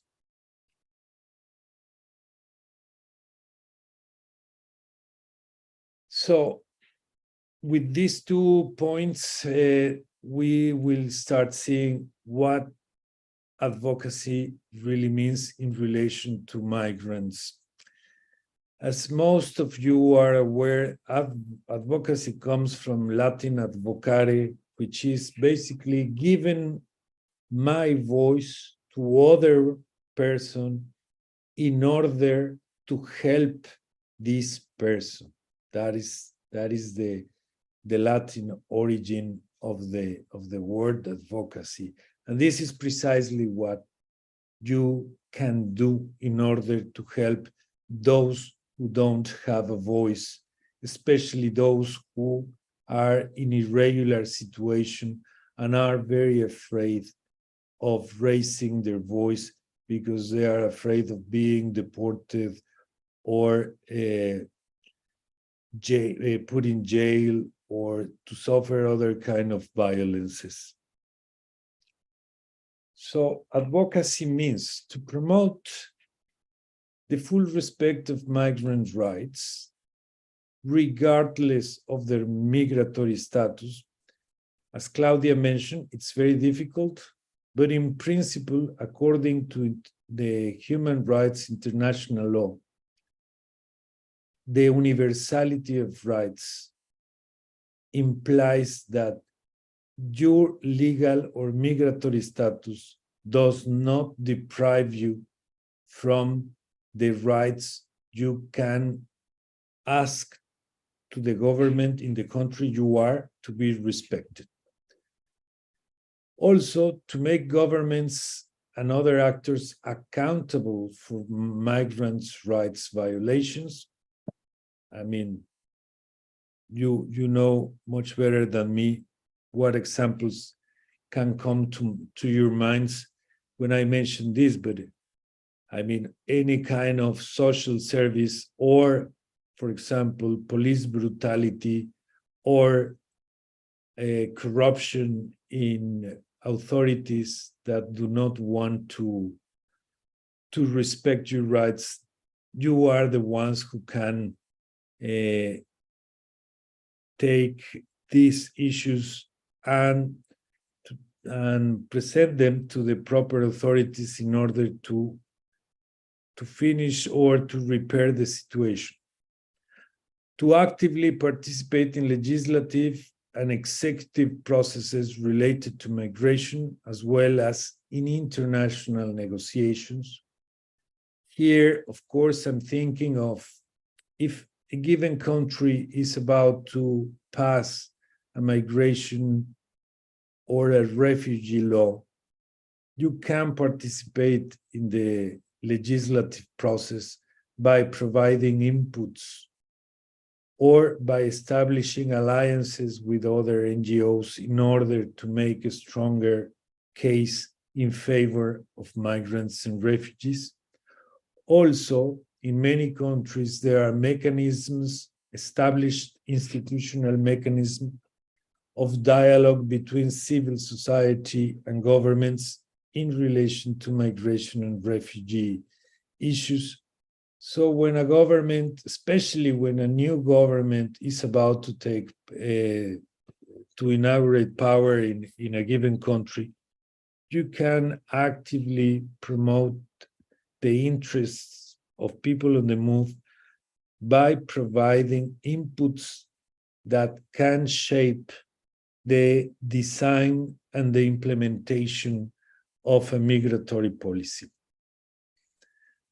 International negotiations, as we will see later, is very important arena that in an ideal situation, you should also follow if you have enough resources to have a representation either in Geneva or in New York to follow the UN processes related to migration and refugee.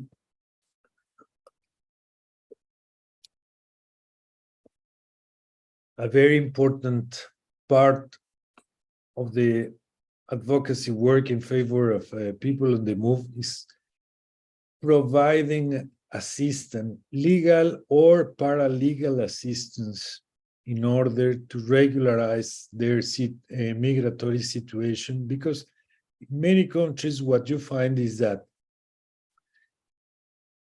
you have laws that allow this regularization after submitting a set of documents and after spending some time in the country.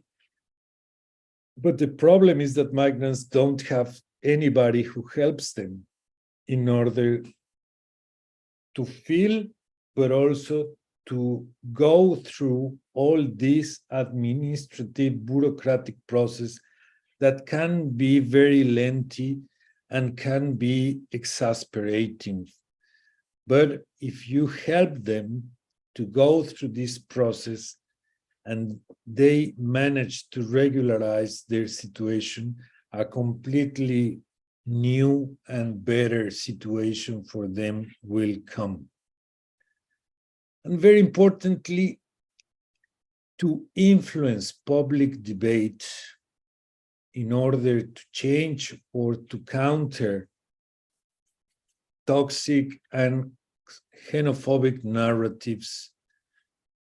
Claudia was more diplomatic than me because she says polarized narratives, and I chose toxic and xenophobic as adjectives to the noun narratives. Many times, as I mentioned in the beginning, host societies experiment fatigue at welcoming newcomers to their midst. And it's very easy to develop a narrative that blames migrants and people of the move of problems that they are not responsible at all. But it's very easy. You know, I mean, if there is insecurity, it's because there are many more migrants than before. If there are no available jobs or well-paid jobs, it's because migrants are flooding the labor market. If there is an increase of, I don't know, sexual crimes, it's because migrants, you know, they don't respect our culture, they don't respect our rules, and they are the ones. It's so easy to develop this very reductive, but also not backed on empirical data narratives.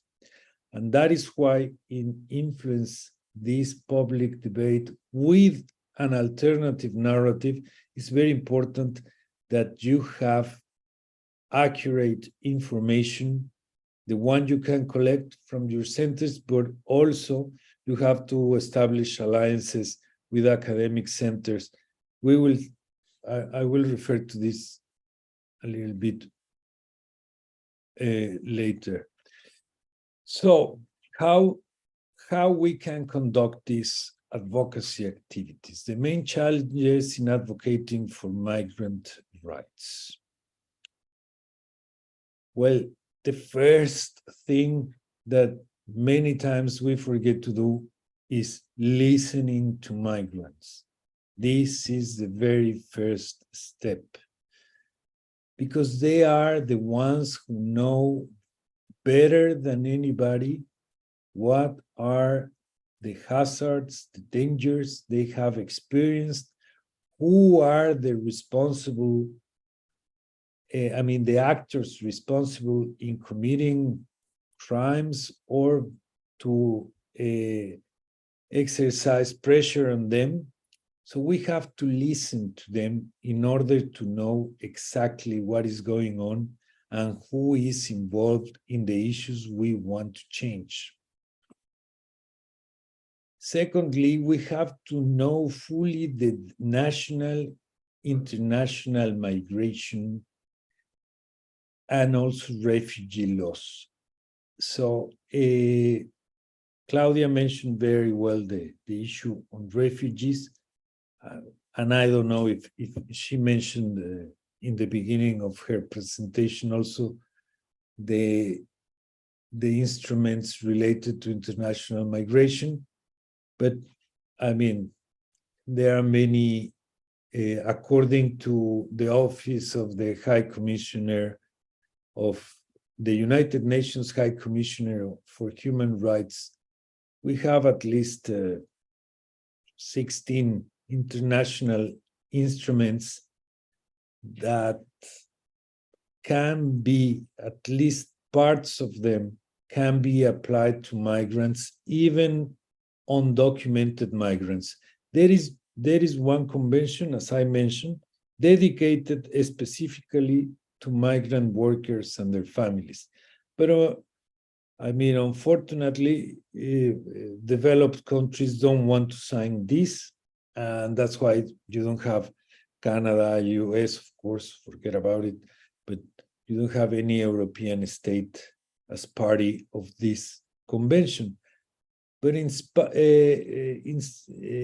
spite of this, there are many other conventions. For example, the Convention on the Rights of the Child, if we want to tackle the problem, huge problem of unaccompanied minors who are migrating and crossing international borders. Well, we have many provisions in the Convention of the Rights of the Child that apply to migrant minors.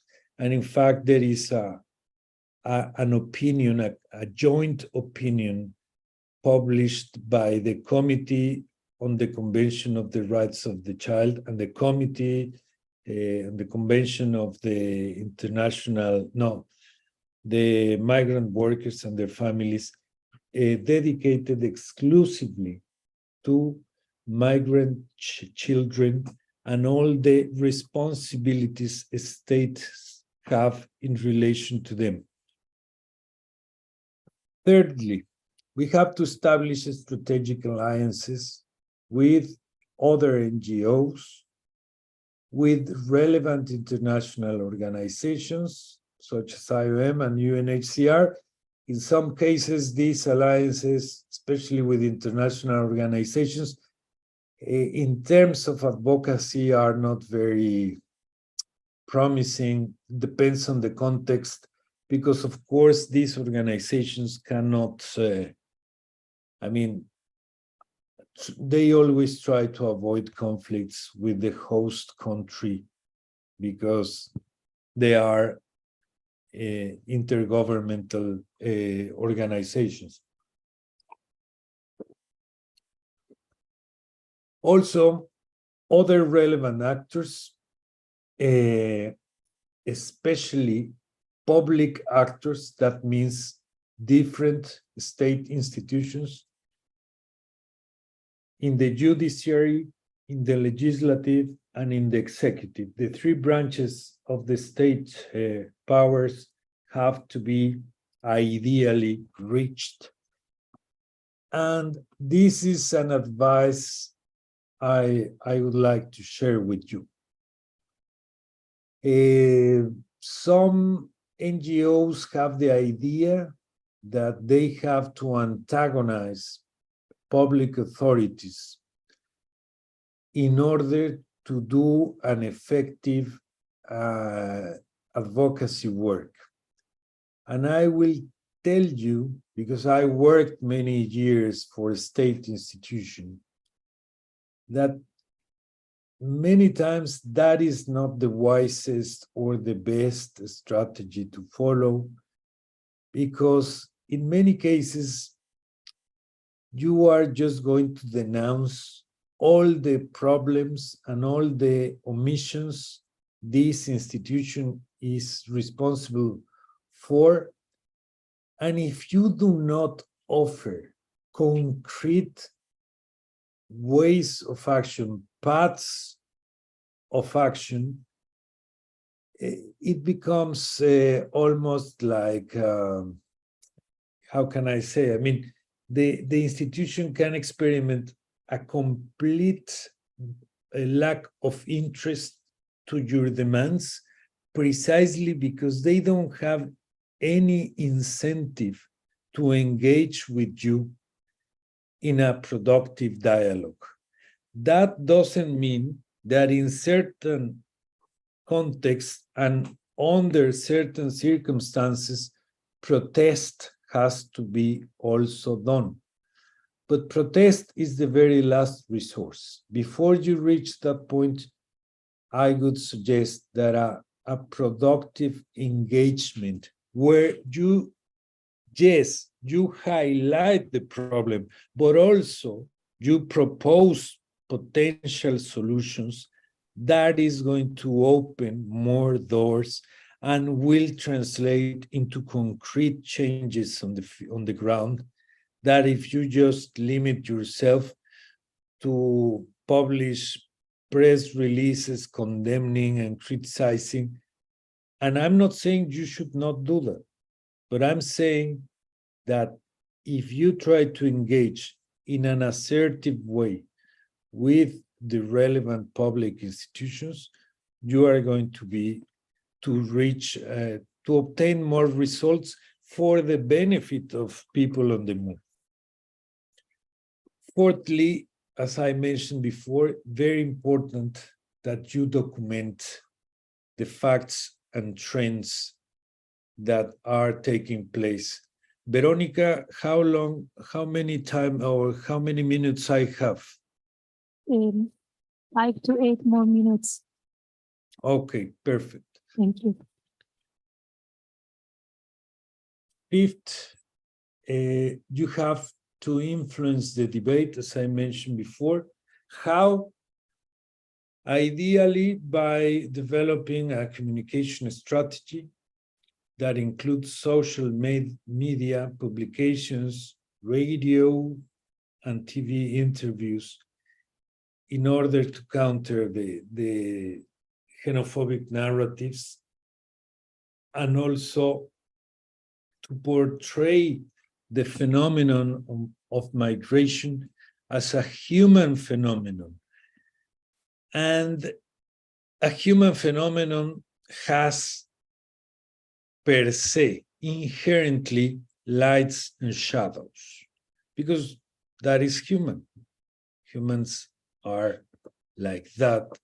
And if we portray migration as a human phenomenon, we will try not to idealize it like, oh, it's the best. Think of how terrible it is, not only for migrants, but also for their origin countries, to lose some of their best people. This is terrible, you know? because they are, in many cases, the best people this country has.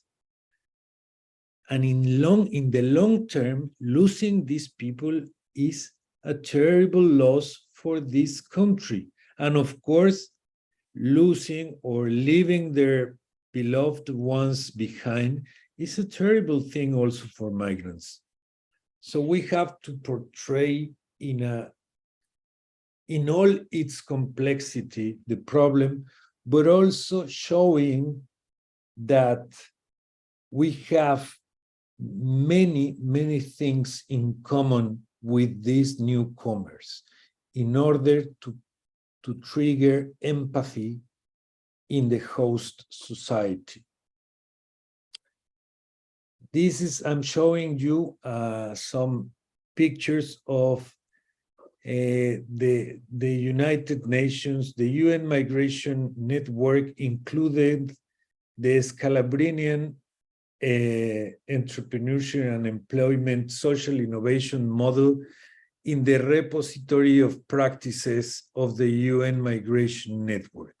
This is just to show you that also using the tools and the resources that the international organizations provide is a very good strategy to position yourself in order to reinforce the legitimacy that you have, so your voice can be listened and you can participate in these debates with more authority. Where to do advocacy? Okay, multilateral level. I will try to finish. GRF is the Global Refugee Forum. IMRF is the International Migration Review Forum, every 4 years, the two of them. The Human Rights Council, the UNHCR EXCOM, the Committee on Migrant Workers, and also regional organizations as the Proceso de Quito, MIRPS, the CRM in the case of Latin America. This is just an example. Every region has its regional fora and processes. Here, my suggestion is to have a realistic assessment of each space. You cannot expect that these spaces are going to change everything. But the same, you have to keep on pushing, even though your expectations should not be very high, because at times can be very frustrating to expect a lot from these processes and fora, and they deliver very little. Because as I write here, in some of these spaces, there is a simulation strategy from the side of states that they pretend they are trying to do something, but they are in fact not doing anything that commits them to achieve real changes on the ground, because states don't want to sacrifice the sacrosanct principle of national sovereignty. At the national level, definitely in the executive branch of government, ministries of interior, who are the ones responsible of the implementation of migration and foreign policies, foreign people policies. The labor ministry, of course, fundamental in terms of labor inspection, and of course, the ministries of foreign affairs. The legislative, parliaments, and also the judiciary to follow all the legal processes or the revisions that are going to imply, given cases, are going to have large consequences for other cases after one decision is taken as a precedent. Also, at the state and provincial level is very important, because sometimes you have, for example, in the case of the US, you have some states that are very Republican and theoretically they are completely anti-migrants, but the economy of the state is based on the work of irregular migrants. So they can have publicly an anti-migrant discourse, but then when you talk to them, you realize that they are not interested in losing irregular migrants in the state, because otherwise they will have huge economic losses. For example, let me share this case with you. In the state of Georgia, in 2013, decided that the children of irregular migrants wouldn't be able to attend school, public school. So all migrants left. And what happened? The government thought that it could take all the inmates in the state prisons to work the fields in the state of Georgia. And the program, do you know how many days it lasts? 1 day.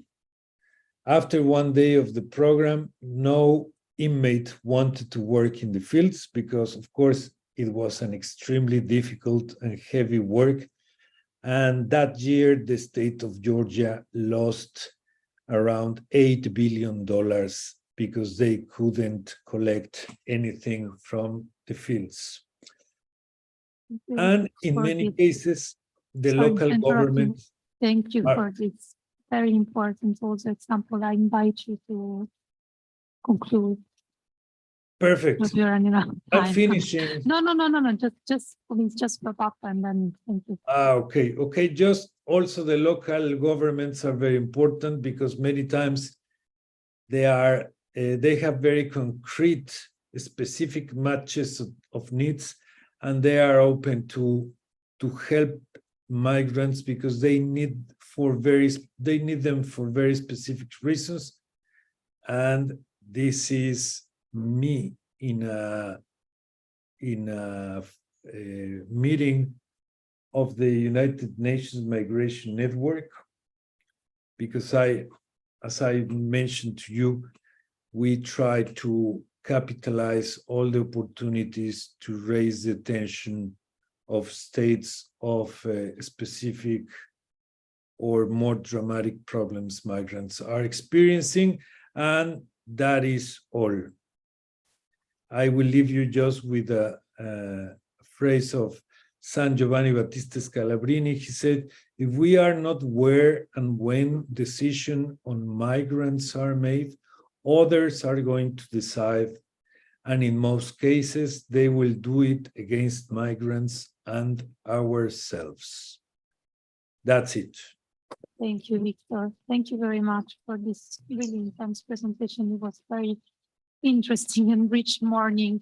Before we move to the third speaker, Olivia Forti, we just invite you to take 8-minute break because I think we really need it.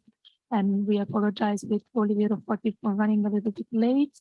And I will see you here back on the platform in 8 minutes. And in the meantime, if you want to write your questions on the chat, we will read it at the end and share it with the speakers. Thank you.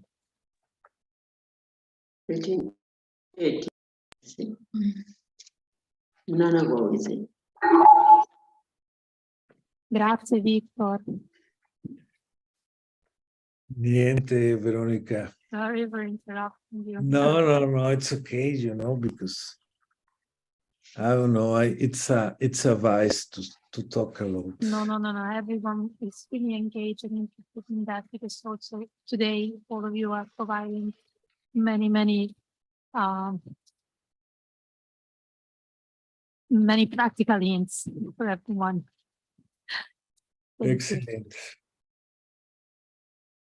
Once the document, sai, questo documento che abbiamo scritto, una volta sia approvato, ti lo spedirò. Grazie. We wait for that. Grazie. Ti lascio con Padre Aldo un momento. Thank you very much, Victor. I know that you have been very early morning today. No problem, Father. My pleasure. Thank you. Thank you. It was very good. Excellent. I mean, I try to respect the time and also, but Yeah, but the most important thing was also practical things that can be used by all the networks and people who are doing that. So that was very great. excellent. My pleasure helping you, Father. Thank you. Father, I don't know, did you receive, because I think you were in the email, this document we are preparing called the Scalabrinian model of... Yeah. Yeah. Okay. Yeah. I have it. It's going to be presented at the CDC. No, it's great. Yeah. So... the Scalabrinian model, no? Of the entrepreneurs. No, not the entrepreneurship. It's called Scalabrinian model for protection, integration, and advocacy. No. Can you please send it to me? Yes, okay. No, I didn't receive. You will be in the meeting of the CDC? No. Okay, perfect. But I'm on you as representative of the European region to the board of SIM. You will, I'm almost sure you have received it, but I will send you the latest version. No. Thank you. Very well. I will send you the latest version in a couple of days. Thank you. Excellent.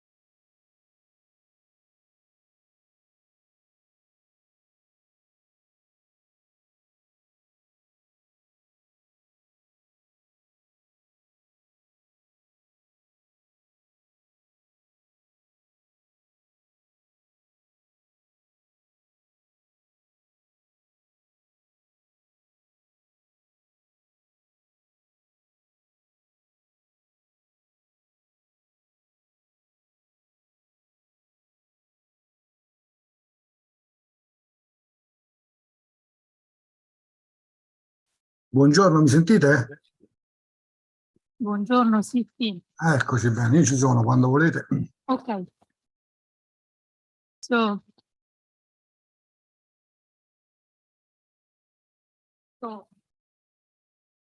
welcome back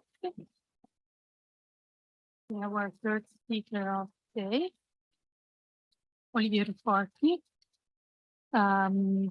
Oliviero Forti is the head of the Migration Policies and International Protection Office at Caritas Italiana.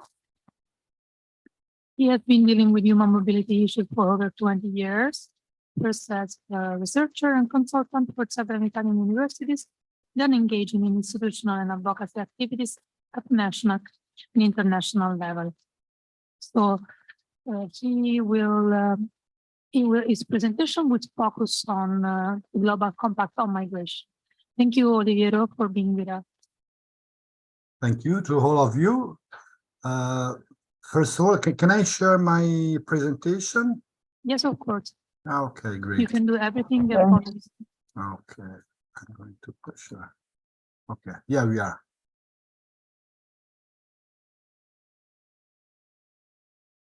So thank you, Oliviero Forti. Yes.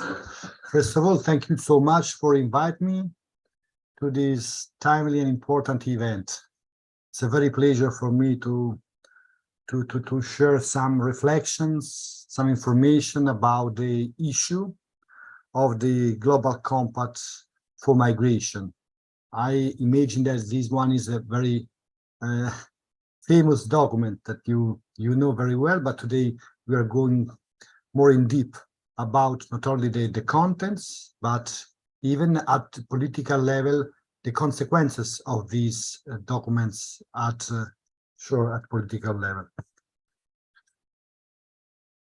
So, you know that today there are around 280 million migrants worldwide living outside their country of origin, of which 110 million are refugees. This figure is expected to grow for a number of reasons, including population growth, increasing connectivity, trade, rising inequality, demographic imbalances, and climate change. Migration provides immense opportunity and benefits for the migrants, host communities, and communities of origin. However, when poorly regulated, it can create significant challenges. These challenges include overwhelming social infrastructures with the unexpected arrival of large numbers of people and the deaths of migrants undertaking dangerous journeys. Probably some of you are following the situation that we are facing in Italy, in Lampedusa Island. So the growing number of people who are reaching our country is putting under pressure all the welcoming Italian system for refugees. In this framework, the Global Compact for Migration has been promoted. It's the first intergovernmentally negotiated agreement prepared under the auspices of the United Nations to cover all dimensions of international migration in a holistic and comprehensive manner. These two words, holistic and comprehensive, are very common now when people talk about migration, in particular at institutional level. But what they mean is not so clear now. The Global Compact on Migration was developed together with another similar and complementary instrument, the Global Compact on Refugees, developed by the United Nations High Commissioner for Refugees, UNHCR. However, while the Global Compact on Refugees has gone relatively under the radar, the same cannot be said about the Global Compact on Migration, which has been significantly absorbed by intergovernmental dynamics and has ended up at the center of heated disputes.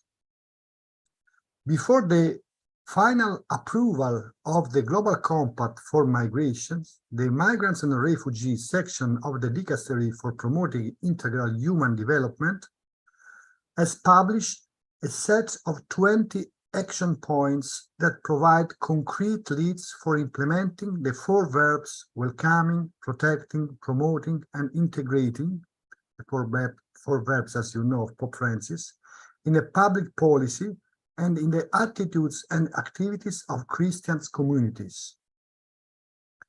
As Pope Francis said, the aim of these and other contributions is to express the interest of the Catholic Church in the process leading to the adoption of the 2 UN Global Compacts, the Global Compact for Migrants, the Global Compact for Refugees.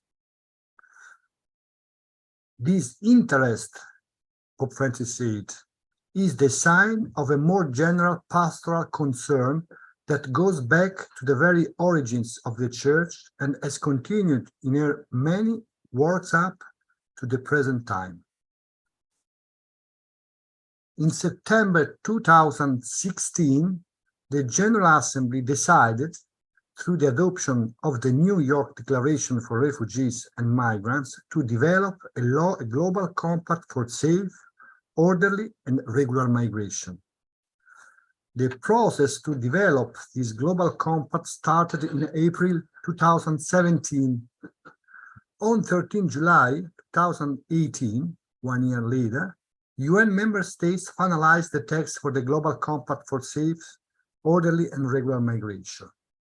The Intergovernmental Conference to adopt the Global Compact for Safe, Orderly, and Regular Migration held on 10-11 December in Marrakesh, in Morocco. Only 164 countries signed the pact. The main key countries missed. As already mentioned, work on the definitive drafting of a global pact on migration started in New York in 2016, when all 193 member states of the United Nations signed the so-called New York Declaration on Migrants and Refugees. It then took 2 years of negotiations to arrive at a definite text, also thanks to the participation of the Catholic world, which actively contributed to the reflection and the comparison between the numerous institutional and non-institutional actors. In the long process that led to the signing of the Global Compact on Immigration, the role of the Church immediately appeared crucial in supporting and promoting the values and political guidelines contained in the document. The Migrants and Refugees section of the Holy See's Dicastery for Promoting Integral Human Development expressed satisfaction with the final text of the Global Pact for Safe, Orderly, and Regular Migration adopted in Marrakesh. In a note signed by the Vatican Dicastery, is mentioned that from the beginning, the Holy See has been committed to putting into practice the dictates of Pope Francis' approach, expressed in a simple and effective way with 4 verbs. The Global Pact on Migration, whose main goal is to share general guidelines on migration policies at a global level in an attempt to give a coordinated response to the phenomenon, unfortunately, has registered many reservations, which in some cases have turned into refusals to sign the document by various countries, especially those in which a sovereignist vision has established itself over time. Yet, the document is not binding, as foreseen in point 7 of the preamble, and only indicates the will of the states to follow some common principle inspired by international norms.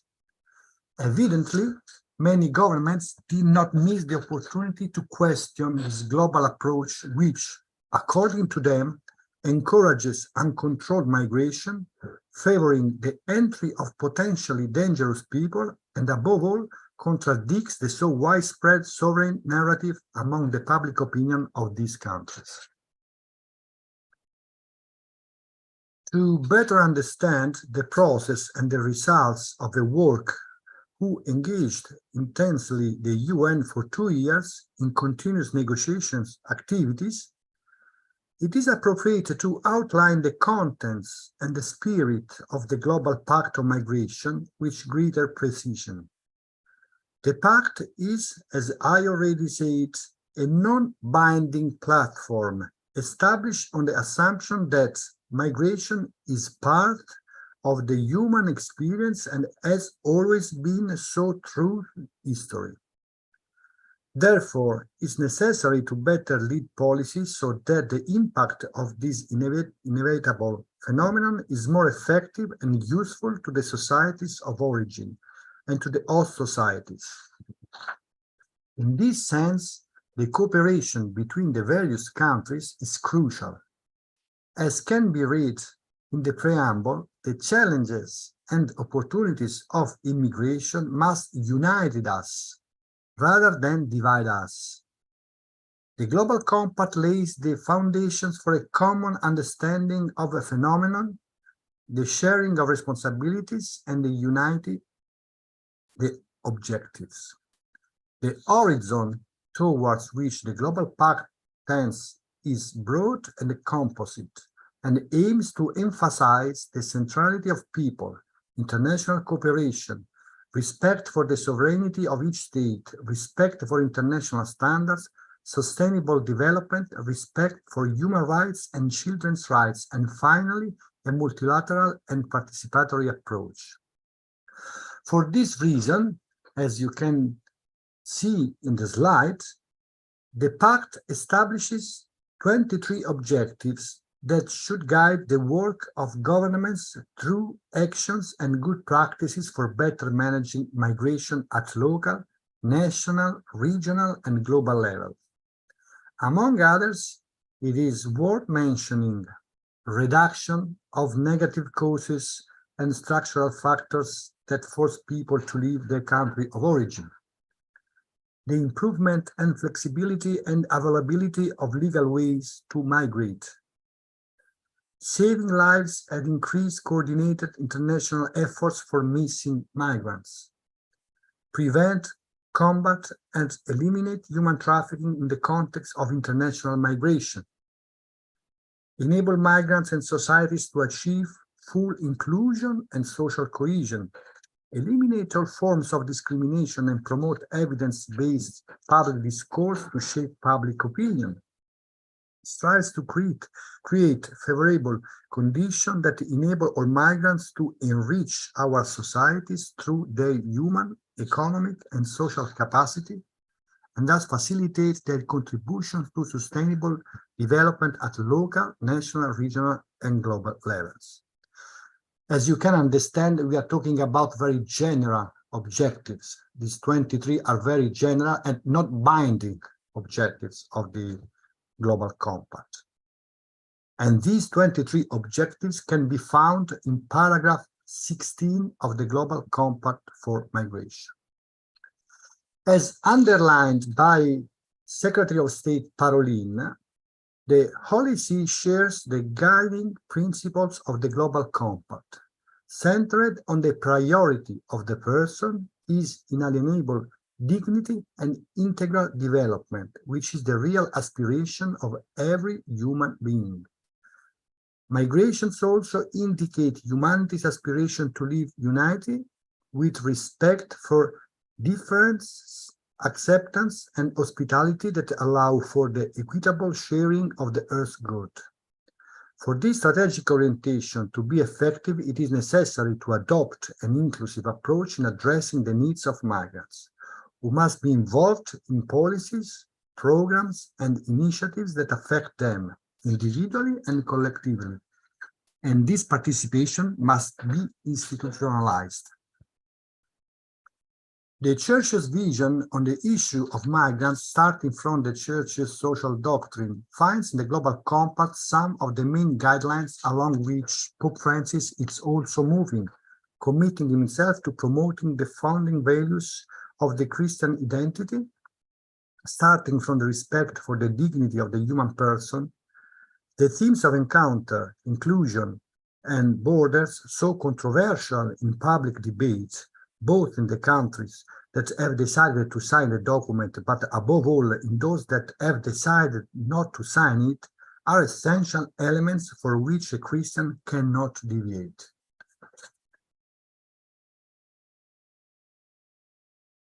However, some countries wanted to desert the Marrakesh summit in open controversy with the contents and the spirit of the Global Compact.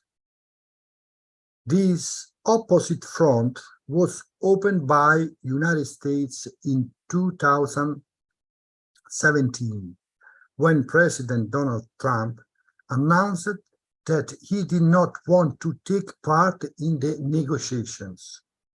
The Australian Minister of Interior, on the other hand, waited for the end of the negotiations to declare that this country would not sign the document, saying that it is not the national interest to entrust our border defense policies to the United Nations. In the same period, the front of the openly against emerged even in Europe, led by the Hungarian President Viktor Orbán, followed in a short time by the other countries of the Visegrad Group, by Croatia and Austria, and surprisingly also by Italy, that until few weeks before the North African summit in Marrakesh, however, had declared its satisfaction with the final document.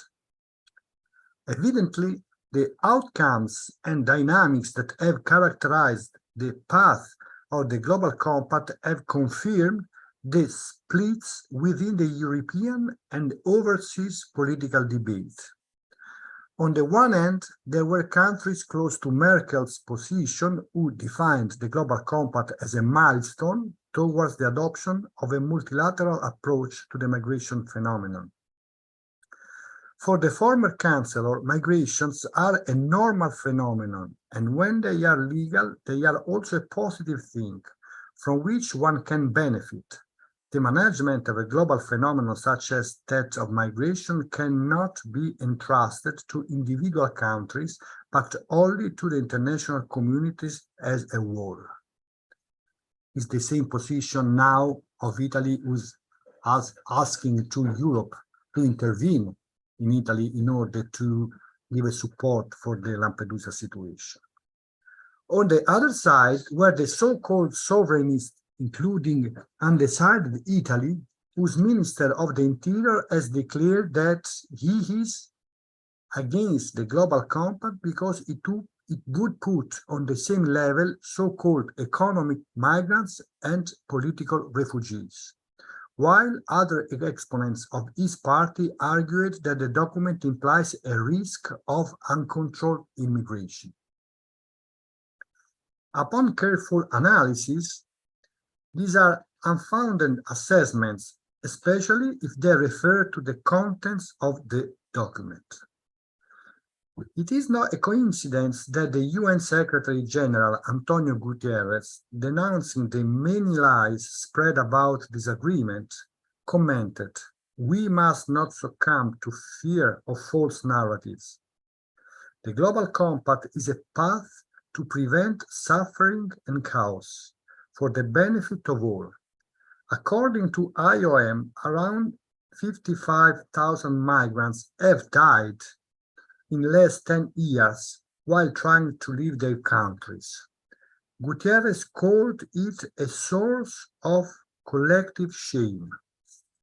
Moreover, worries of the countries of the rich north are relatively justifiable, since that most migration does not take place from the south to the global north, but between the countries of the global south.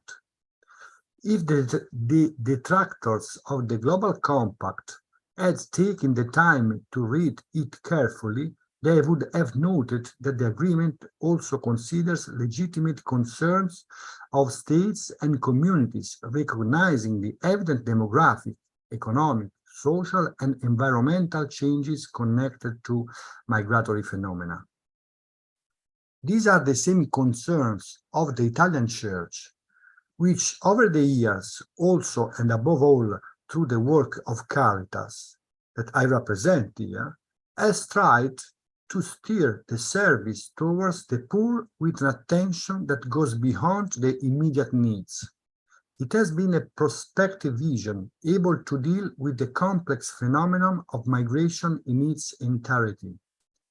This happened both with reference to the various flows of migrants who have reached the countries of destination over time and with reference to the methods of reception and integration implemented in the territories. Constantly questioned by what is happening around us, trying not to give into widespread indifference, we have turned our gaze towards those seeking a better future at the cost of their lives. This is why we have embraced the values of those who have decided to save these people at sea. We have tried to direct policies towards the promotion of legal and safe pathways. We have supported forms of reception in families. We have promoted a public discourse on immigration free from prejudices and fake news. Basically, even before the 23 points of the Global Compact were formalized, the Catholic Church was already making efforts to operate on most of the content signed in Marrakesh. However, I would like to draw your attention to some aspects, sharing some of the most significant experiences carried out by Caritas Network. After the tragedy in Lampedusa in 2013, the Italian government implemented an important search and rescue operation in the Mediterranean area, even with the support of many NGOs. Unfortunately, after a few years, we began to witness a change in perception on the subject, who, until some time before, was considered almost a hero for the meritorious activity of saving human lives, found himself having to deal with a hostile public opinion, ready to paint him as a supporter of the traffickers. In this context, Caritas Italiana decided to support the search and rescue operations of migrants at sea by activating the Warm Up initiative, distributing clothes and footwear for migrants rescued. These are complex operations and often aggravated by unfavorable weather conditions. There are frequent cases of hypothermia that can be solved through timely medical intervention, which also depends on the immediate availability of dry clothes and thermal blankets. With Warm Up project, we wanted to give a first sign of solidarity and welcome to the migrants trying to reach Europe. However, I believe that the most interesting aspect beyond the humanitarian intervention was the ability of this small project to shake up the Christian communities who participated by supporting the initiative. It has been a way to contribute to this huge challenge, making an effective contribution to point 8 of the Global Compact, saving lives and coordinating efforts on missing migrants. Caritas has always denounced the weakness of European immigration policies, crushed by a security vision and therefore unable to manage the flows from Africa and the Middle East. In many occasions, we have called the attention on the necessity to open legal and safe pathways. Only in this way, we would be able to manage this phenomenon, defeating traffickers, saving human lives, and guaranteeing more orderly migration. After years of words that fell into the void, we wanted to demonstrate with facts that this approach can work, and for this reason, we have opened the Humanitarian Corridors Program. It is an initiative that is a part of the broader concept of common and private sponsorship, also tested in other countries. Humanitarian corridor allows the transfer of people in need of international protection from the third countries of first asylum, where they reside, to Italy, in a safe and legal way, thanks to the cooperation of the public and private sectors. Even during the last speech of the President Ursula von der Leyen 2 days ago, she mentioned this project, Humanitarian Corridor, saying that is the only way to give the opportunity for migrants to reach Europe in a safe and legal way. The program, fully financed by the Italian Church at no cost to the state, has enabled to safe arrival in Italy of 1,000 international protection seekers, including families who lived in refugee camps in Ethiopia, Jordan, Niger, Pakistan, and Turkey. The humanitarian corridors model and related procedures are unique on the international scene. This is our contribution to point 5 of the Global Compact, where you can read enhance the availability of regular migration routes. Coming to one of the most controversial aspects of immigration in Italy, but not also in Italy, even in many other countries around the world, reception system, it is necessary to point out that the Caritas network is the one that is giving the main contribution at national level in Italy, over 23,000 accommodations each year for migrants. The spirit that has constantly animated the territories has been one of closeness to the most fragile people and subsidiarity towards the institutions. We have never lacked our support, even in the most difficult moments, as in these days. Despite this, the suspicion of those who want to portray us as the businessmen of the hospitality is grown, without taking into account the efforts made to promote a new system, one that goes beyond institutionalization. Caritas reception system is characterized by the activation of a model able to involve directly the local communities and families, Italian families, willing to support migrants in the process of integration into the Italian society. In order to reach this goal, Caritas Italiana implemented a project that allowed, over the years, the experienced receptions in the families and parish communities, associations, religious institutions that have made themselves available to accompany refugees. We believe that positive friendship and good neighborly relationships are fundamental as glue in local communities to diffuse conflicts and grow supportive communities. This is our contribution to the Global Compact Point 15, providing migrants with access to basic services, and Point 16, empowering migrants in societies for inclusion and social cohesion. The stereotypes on the issue of migration that crowd the minds of a growing number of people are a reason for great concern for the Italian Church.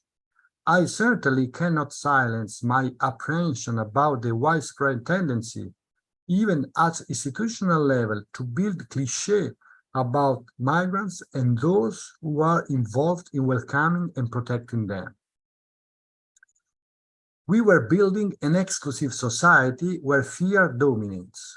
Pope Francis also called the attention to this in his message for 51st World Day of Peace, saying that those who, for what may be political reasons, foment fear of migrants instead of building peace are sowing violence, racial discrimination, and xenophobia, which are matters of great concern for all those concerned for the safety of every human being.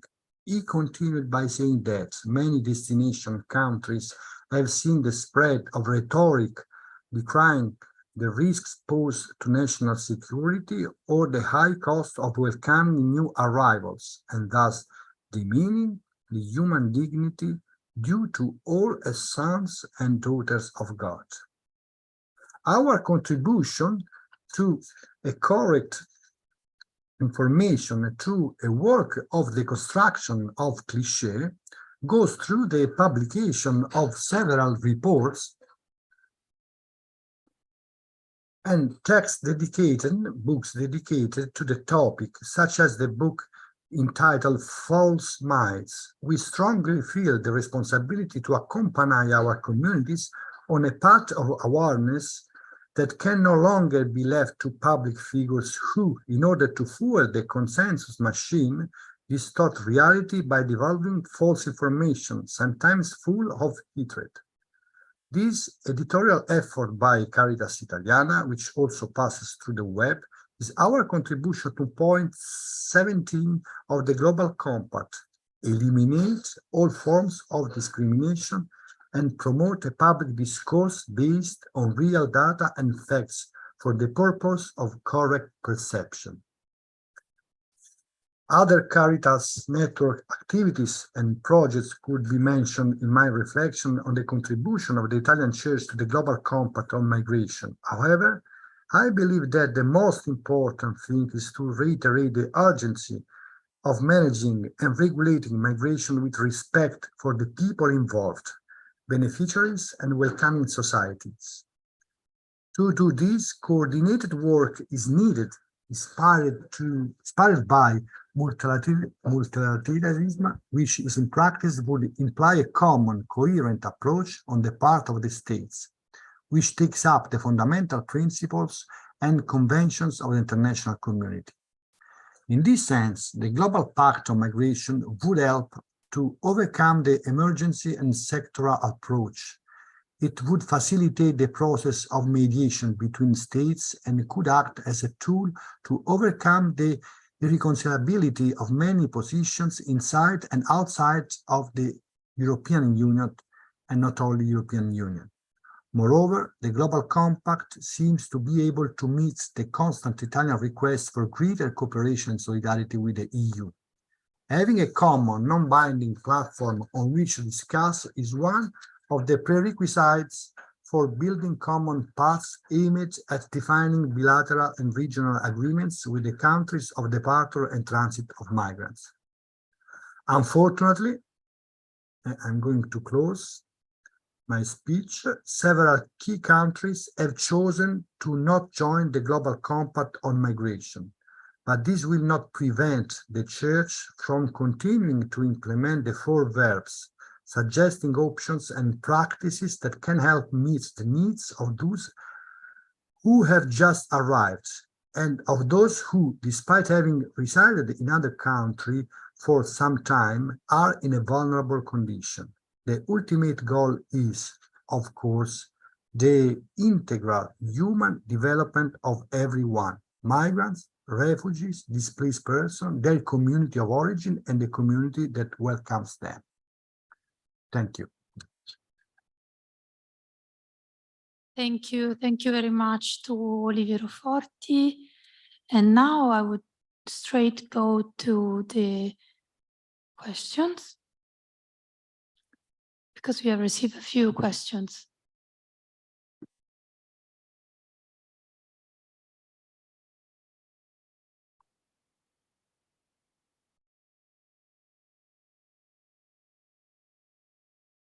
Okay, let me go through the question. So, can you hear me? Thank you for the clarity in this presentation. The number of IDPs is alarming.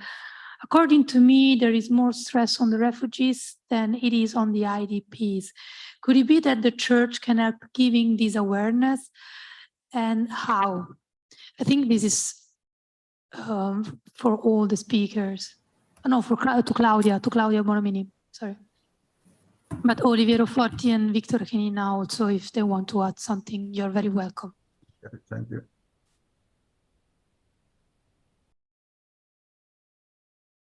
Claudia, are you with us? Maybe not yet. So in the meantime, if Oliviero or Victor want to say something about that, or we can skip it and move Probably forward? Claudia is here. I am. Okay. Okay, good. Claudia, okay. Do you hear me? Yes, now we can. Okay, sorry, because I think I had, again, the wrong settings of my microphone. Yes, thank you. Thank you very much for the question. Indeed, I would agree that globally and in the international community, there is often more attention for the situation of refugees, not always in a positive way. Yeah? Very often it's also refugees receive negative attention from member states, from many states. With the idea of preventing them to come. But I agree that indeed very often also to the general public, the situation of and the numbers of internally displaced people is much more unknown. And I definitely agree with the idea that the church and the church actors can play a very important role. In fact, they do already play a very important role, not only in assisting IDPs on the ground. So if I speak for my own organization, JRS, JRS is definitely also assisting and working with internally displaced people in many countries where we are present, in Europe now, also in Ukraine. But we can, and many other church actors or faith-based organization, Christian faith-based organization are doing that. There's been in the recent years a global campaign also to raise awareness on the situation of IDPs. So I would say the answer for me is basically to continue to do the work in the facts and to bring to raise the awareness about the situation of IDPs. In Europe, we do it also when we hear this narrative about the fact that everybody wants to come to Europe. What we often say is to remind, in fact, that most forcibly displaced people remain in their own region, and the majority of them even in their own country. This sometimes backfires a little bit, because then we get to hear, okay, then we should just help them there, and that comes in handy for some of our politicians, because they don't want to offer solutions in terms of resettlement or legal pathways, as Oliviera was also describing. But yes, I think for our role as church organizations, church actors is definitely to continue to raise the awareness around that, and also to do so by continuing working with IDPs on the ground. I hope I answered a bit.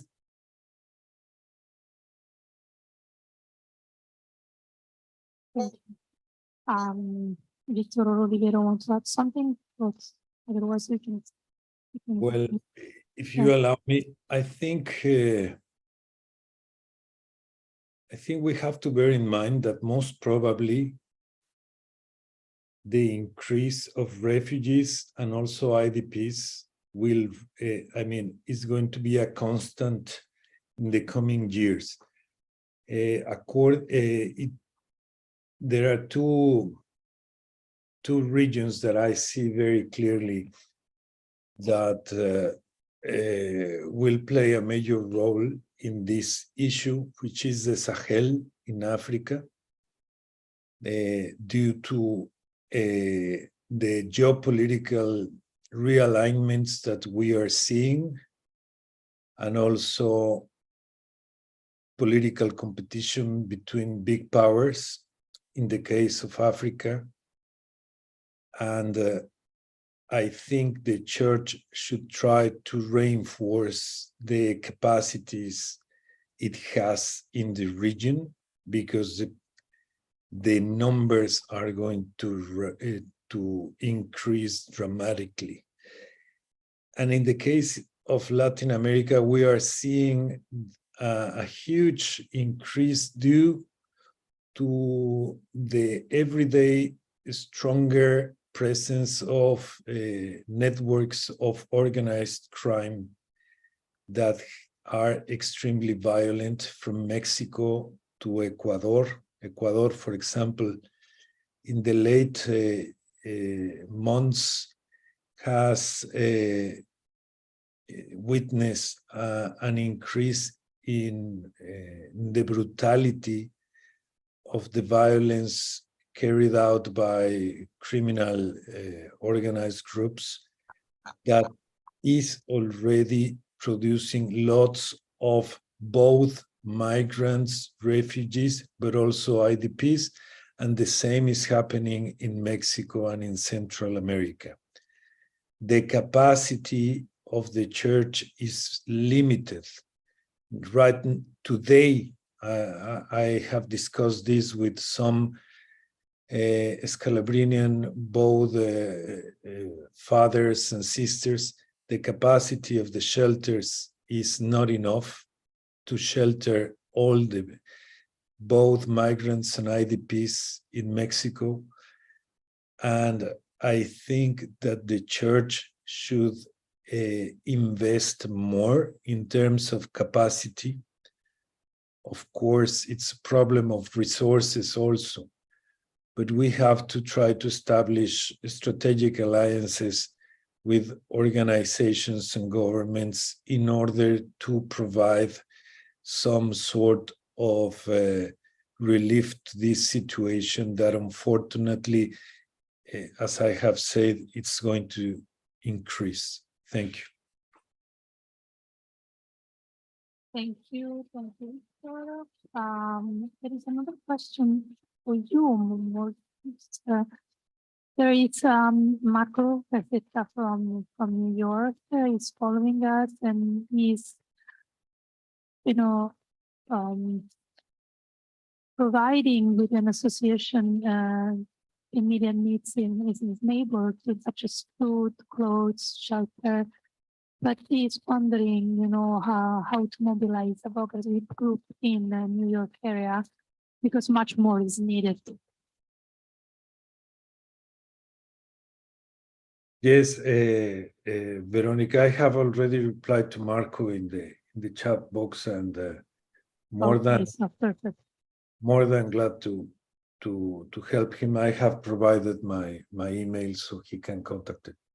There is another question addressed to Claudia, but everyone can answer, of course. It's about the right to stay or to leave. As regards settling migrants and refugees outside their country of origin, did they choose that, or was it imposed on them? Is there any law supporting this action?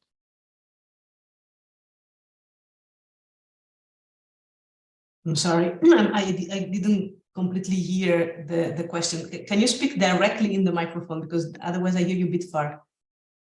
Yes, okay, I'm trying to do that.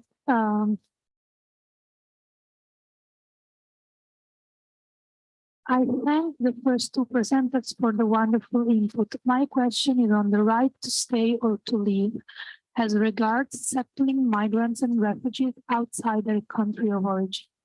Did they choose that, or was imposed on them? Is there any law supporting this action? Is the question about resettlement? So resettlement of refugees outside of their... No, Claudia, if you allow me, yes, as I understood the question, is that if there is a right to stay in your own country, of not being forced to leave your own country. Well, I think definitely. I mean,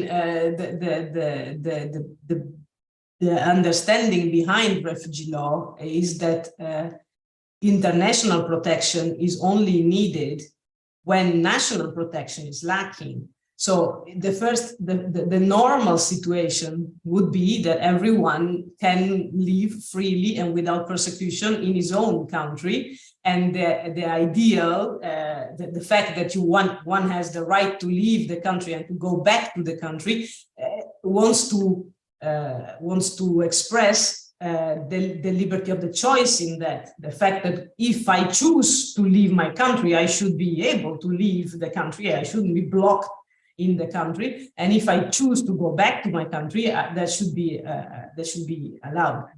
The refugee condition is an anomaly to the system. Unfortunately, an anomaly that as I showed you in the figures, happens way too often. And this is a result of mainly state authorities, sometimes the lack of state authorities, but it is a result of dictatorial regimes, of abusive regimes that persecute actively part of their population or do not protect sufficiently parts of their population.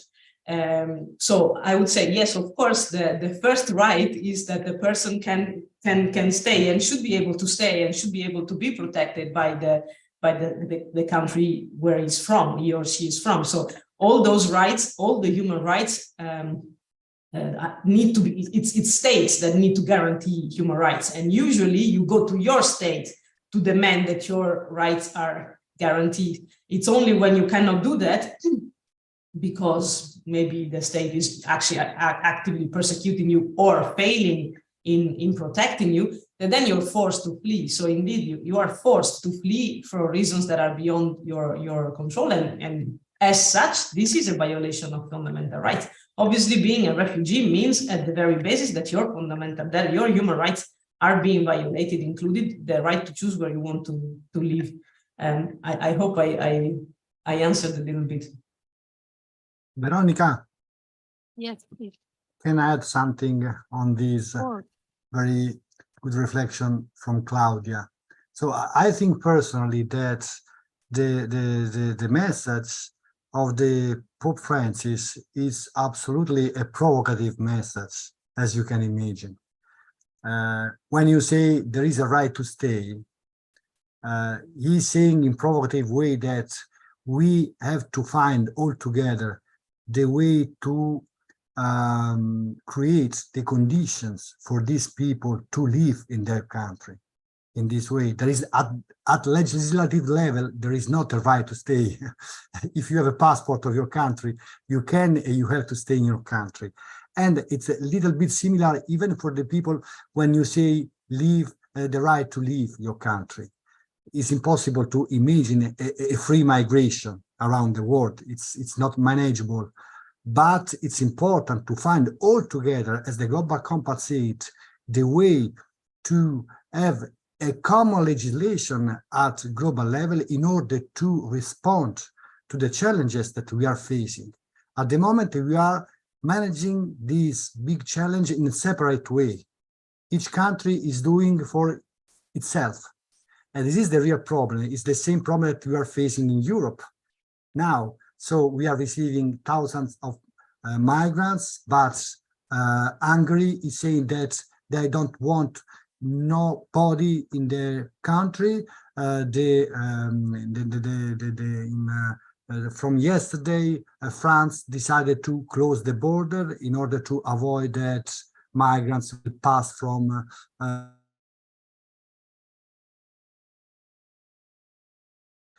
what's happening. For this reason, when we say, I want to underline this concept, when we say that we have to promote the right to migrate, we have to promote a legislation, a common legislation, in order to better manage this big challenge. Thank you. Thank you. Now a question for everyone is, we have been asked for the possibilities for postdoctoral research based on planned Pastoral project for integral human development, including but not limited to migrants and refugees.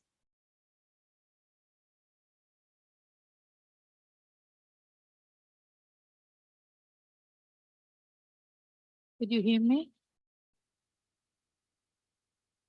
Yes, but the question is, if the question is about the possibility for postdoctoral research based on integral human development that include migrants and refugees, but is not limited to these two categories.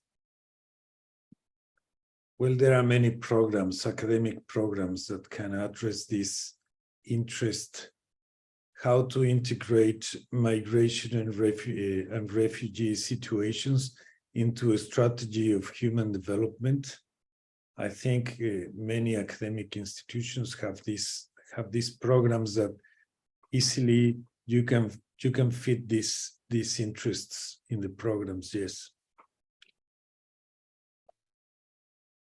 Okay, thank you. One very broad question. What can the UN do to far-right countries who do not welcome refugees and asylum seekers? the truth is that not too much. You just can basically to highlight or to name and shame these countries that they are not acting in line with both the Global Compact on Migration and the Global Compact on Refugees. You can, if they are state parties to any given convention, for example, the Refugee Convention, then you have more possibilities to exercise pressure in order that they respect the content and the obligations of the convention. But if that is, for example, the big problem in the case of the Global Compact on Migration, is a non-binding voluntary document. You cannot say it's an agreement because it's not signed. It does not establish responsibilities. It has a more orientation role, but you are not subject to any responsibilities like the ones you have, for example, in the case of the International Convention on the Rights of Migrant Workers and their families, and of course, the Refugee Convention of 1951.